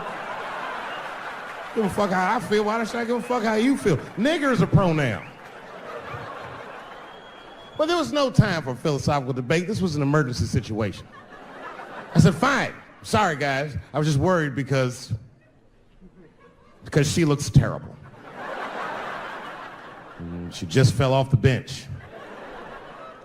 Appears that her dick is popping out of her dress. You mind if I call an ambulance, champ? I'd rather not be at a party where a tranny ODs. There's too many questions to answer.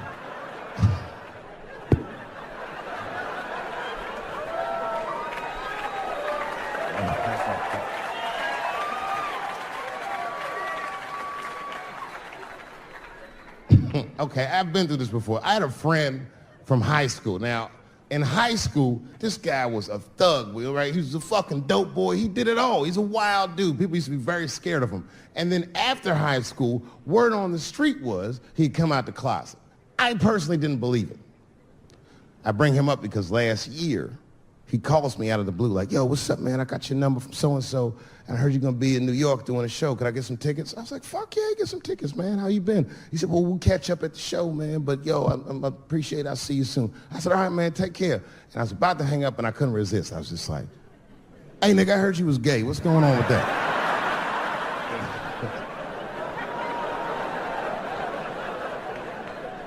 And I wish I didn't ask, because he sounded like he was dying to talk about that shit.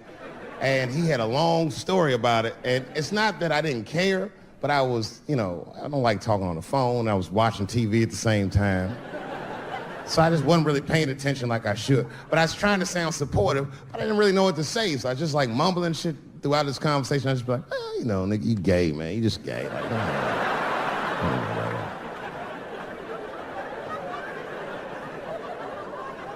This went on for a while, and then finally I had to say something like definitive to get him off the phone. And I was like, hey, man, you know what? Don't let people get you down, all right?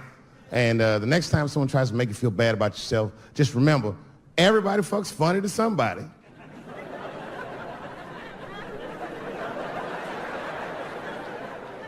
He didn't like that shit. He's like, what the fuck does that mean? I said, huh? He said, you saying I fuck funny, motherfucker? I said, no, that's not what I'm saying. I'm saying everybody's different. He said, you ain't say different, nigga. You said funny. What's so fucking funny about the way I fuck? And I said, hey, man, I fuck feet. He said, what? Oh, this is not a joke, ladies and gentlemen. I get women to squeeze their feet together like this, and I fuck them right in that little space in their feet. But you can't build a community behind that shit. There's no flag for us. That shit made him laugh.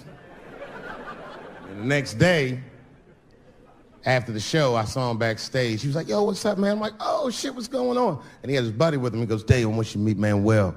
Manuel's my fiance. We're in New York getting married because it's legal here. I said, well, congratulations, fellas. And Manuel was like, gracias. And he went to go get some drinks. And then my buddy looked at me. He was like, so, Dave, what do you think? And I started mumbling again. You gay, nigga, you know, just gay.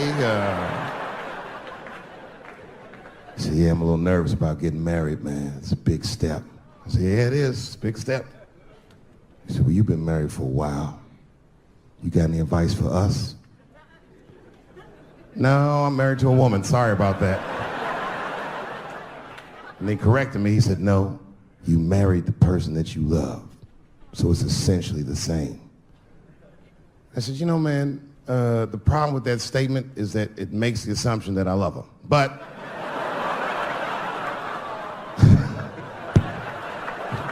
you guys lighten the fuck up. Of course I love my wife. She laughs at this shit. As a matter of fact, she eats and spends this shit. You know what I told him? I told him, I said, you know what you should do, man? First of all, you shouldn't do it. I'm talking about being legally married. It's not that you're gay as much as just legal marriage is a fucking diabolical leverage game in the United States. I'm just being honest. Devoid of religious significance or the idea of love, marriage is nothing but an awful contract that you shouldn't sign. I'm just being real. Because you start out loving each other and then like 2 years later you're just building a case against one another for a hypothetical court date that may or may not ever happen. You throw being gay on top of that, that shit is explosive. Like it's that Ray Rice shit. Okay, right after Ray Rice went through all that shit, I was at a party and I met this kid, Michael Samms. You know Michael Samms? Very nice guy. He's the first openly gay NFL player. And Mike's a very nice guy, a very brave guy. But when I met him, I couldn't help but thinking, now what's gonna happen when Michael Samms beats his wife up in the elevator? Is that domestic violence or is that just two niggas working shit out in the elevator? You know what I mean?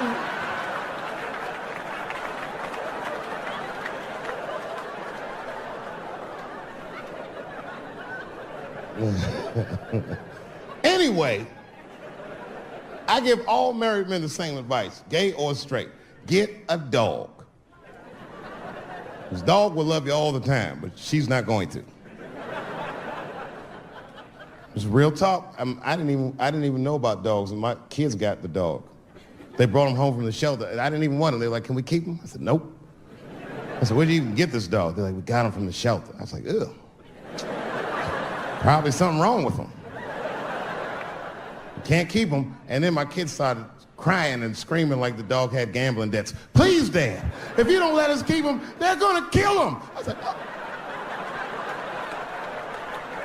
All right, you can keep him. And this dog was a menace. I hated his guts. Then one night I'd smoked a bunch of weed and I was eating a sandwich and Baba came over. Baba's the dog. He came over and was staring at me. This will make you very uncomfortable if you're just looking at you usually.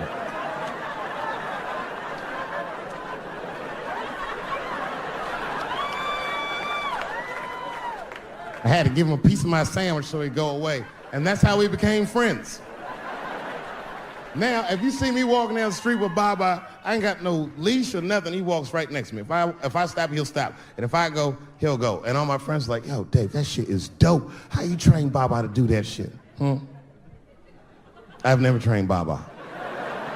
I'm just a messy eater. If I drop food and Baba's not around, all I gotta do is call him. Baba! He's a black dude's dog, so he doesn't come right away. He peeks first to see what's going on.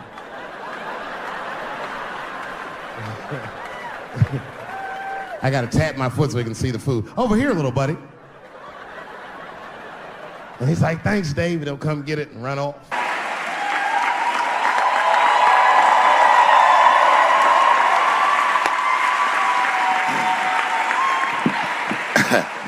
Man, I gotta tell you, when I was sitting here watching what all the other honorees have done with their lives, I started feeling like shit. Like, this is terrible.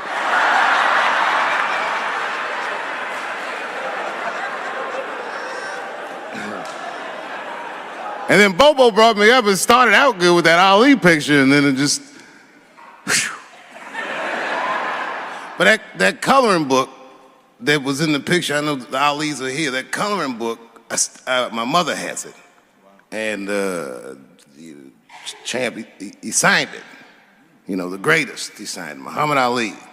And his sparring partner was there that day. And his sparring partner signed it, said the next heavyweight champion of the world, Larry Holmes. And he was. And 2-year-old Dave Chappelle colored all in that shit and just ruined the book.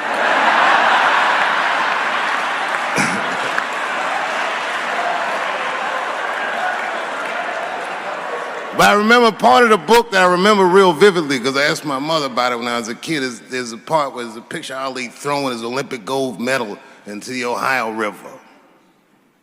That's why it's so weird for me being here. You know, both my parents were very brilliant. My dad went to Brown in 1955. That's right. He told me at the time he was one of 3 black students. He said one of the guys got accused of a rape that he probably didn't commit. And the other guy killed himself, and Dad said, and I left. And see, that's what makes us Chappelle's great. We know when to quit.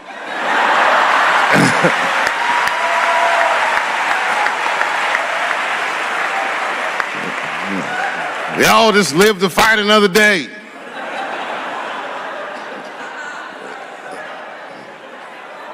I gotta say, I'm very honored to be here, and I'm very honored to be here with the other honorees. Really, I'm like very humbled by you all, the work that you do, and you all make me want to be better. All of you.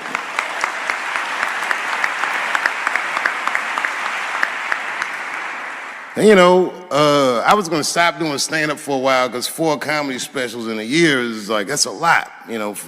But you know, shout out to my colleagues in comedy. I just want to say that in a way, this for me belongs to my mother primarily, who was an African American studies professor, and a lot of the content that I say, she raised me well. I'm not an uninformed person. But also, you know, my colleagues in comedy, like comedians have been getting beat up pretty bad recently, and we're somehow nowadays expected to speak with the precision of attorneys or politicians. We are not. I always think of James Baldwin. You know, James Baldwin was one of my favorite writers because he managed to tell white people what they feel like to be around.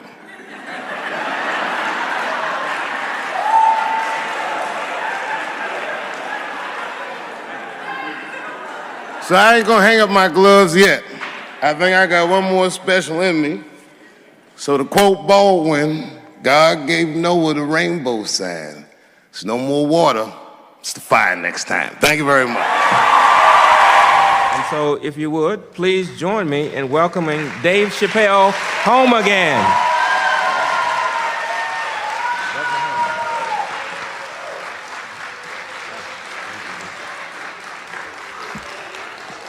Oh, thank you.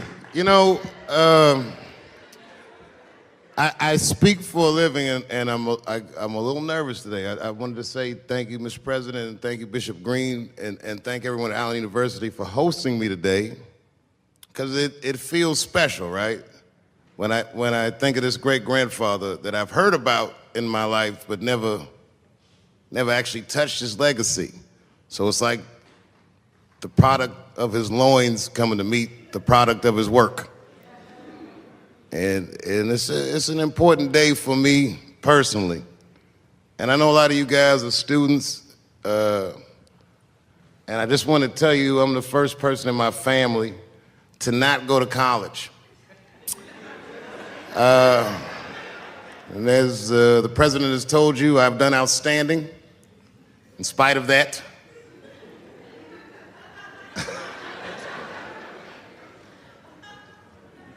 But one thing I did want to say, and one thing today just made me think about, for all the things that I've done, I'm most renowned for what I didn't do.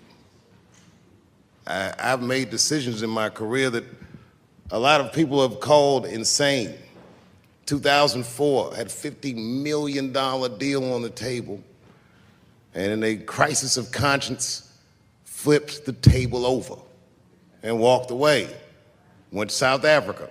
Everyone said I was running away from the money. That is not true. In fact, I still want that money.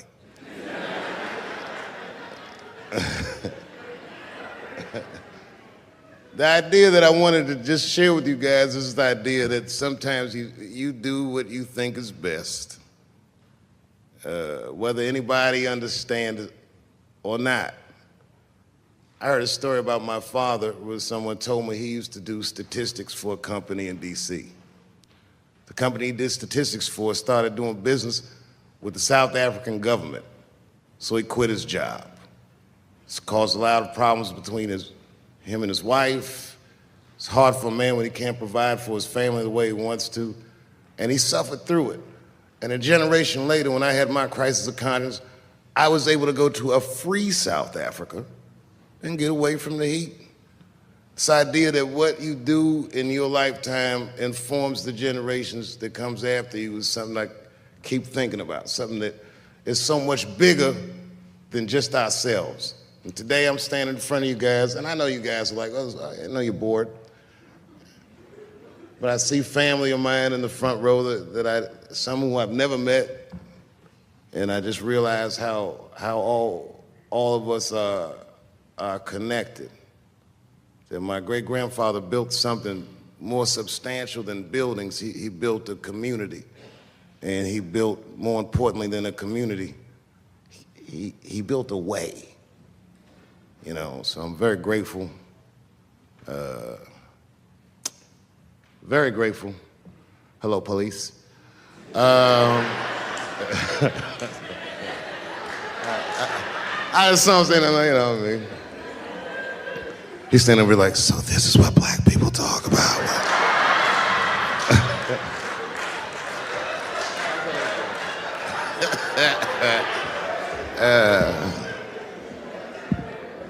I just want you guys to remember, you know, that right now there's this thing where ethics aren't what they used to be. This idea that people are trying to replace the ideas of good and bad with better or worse.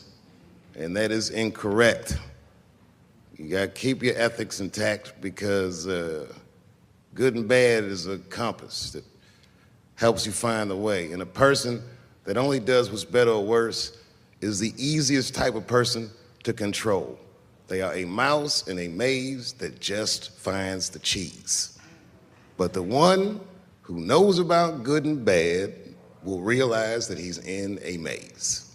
So, that being said, I just hope that all of you guys transcend whatever you see as your obstacles and that you live outstanding lives and that you stay connected to your communities because you have so much power there, and that you grow your communities and you diversify your communities, and that you don't let anybody tell you you can't or to be afraid. It's okay to be afraid because you can't be brave or courageous without fear. The idea of being courageous is that even though you're scared, you just do the right thing anyway. So in 2004, I walked away from $50 million, and in November, I made a deal for $60 million. So,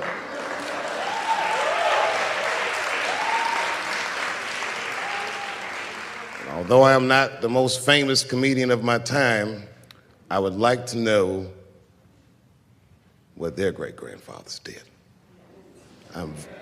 I'm very proud today. Thank you very much.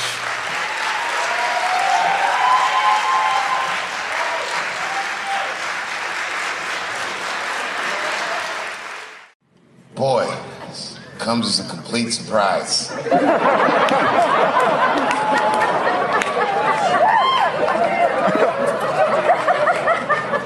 I mean, I read all the reviews and they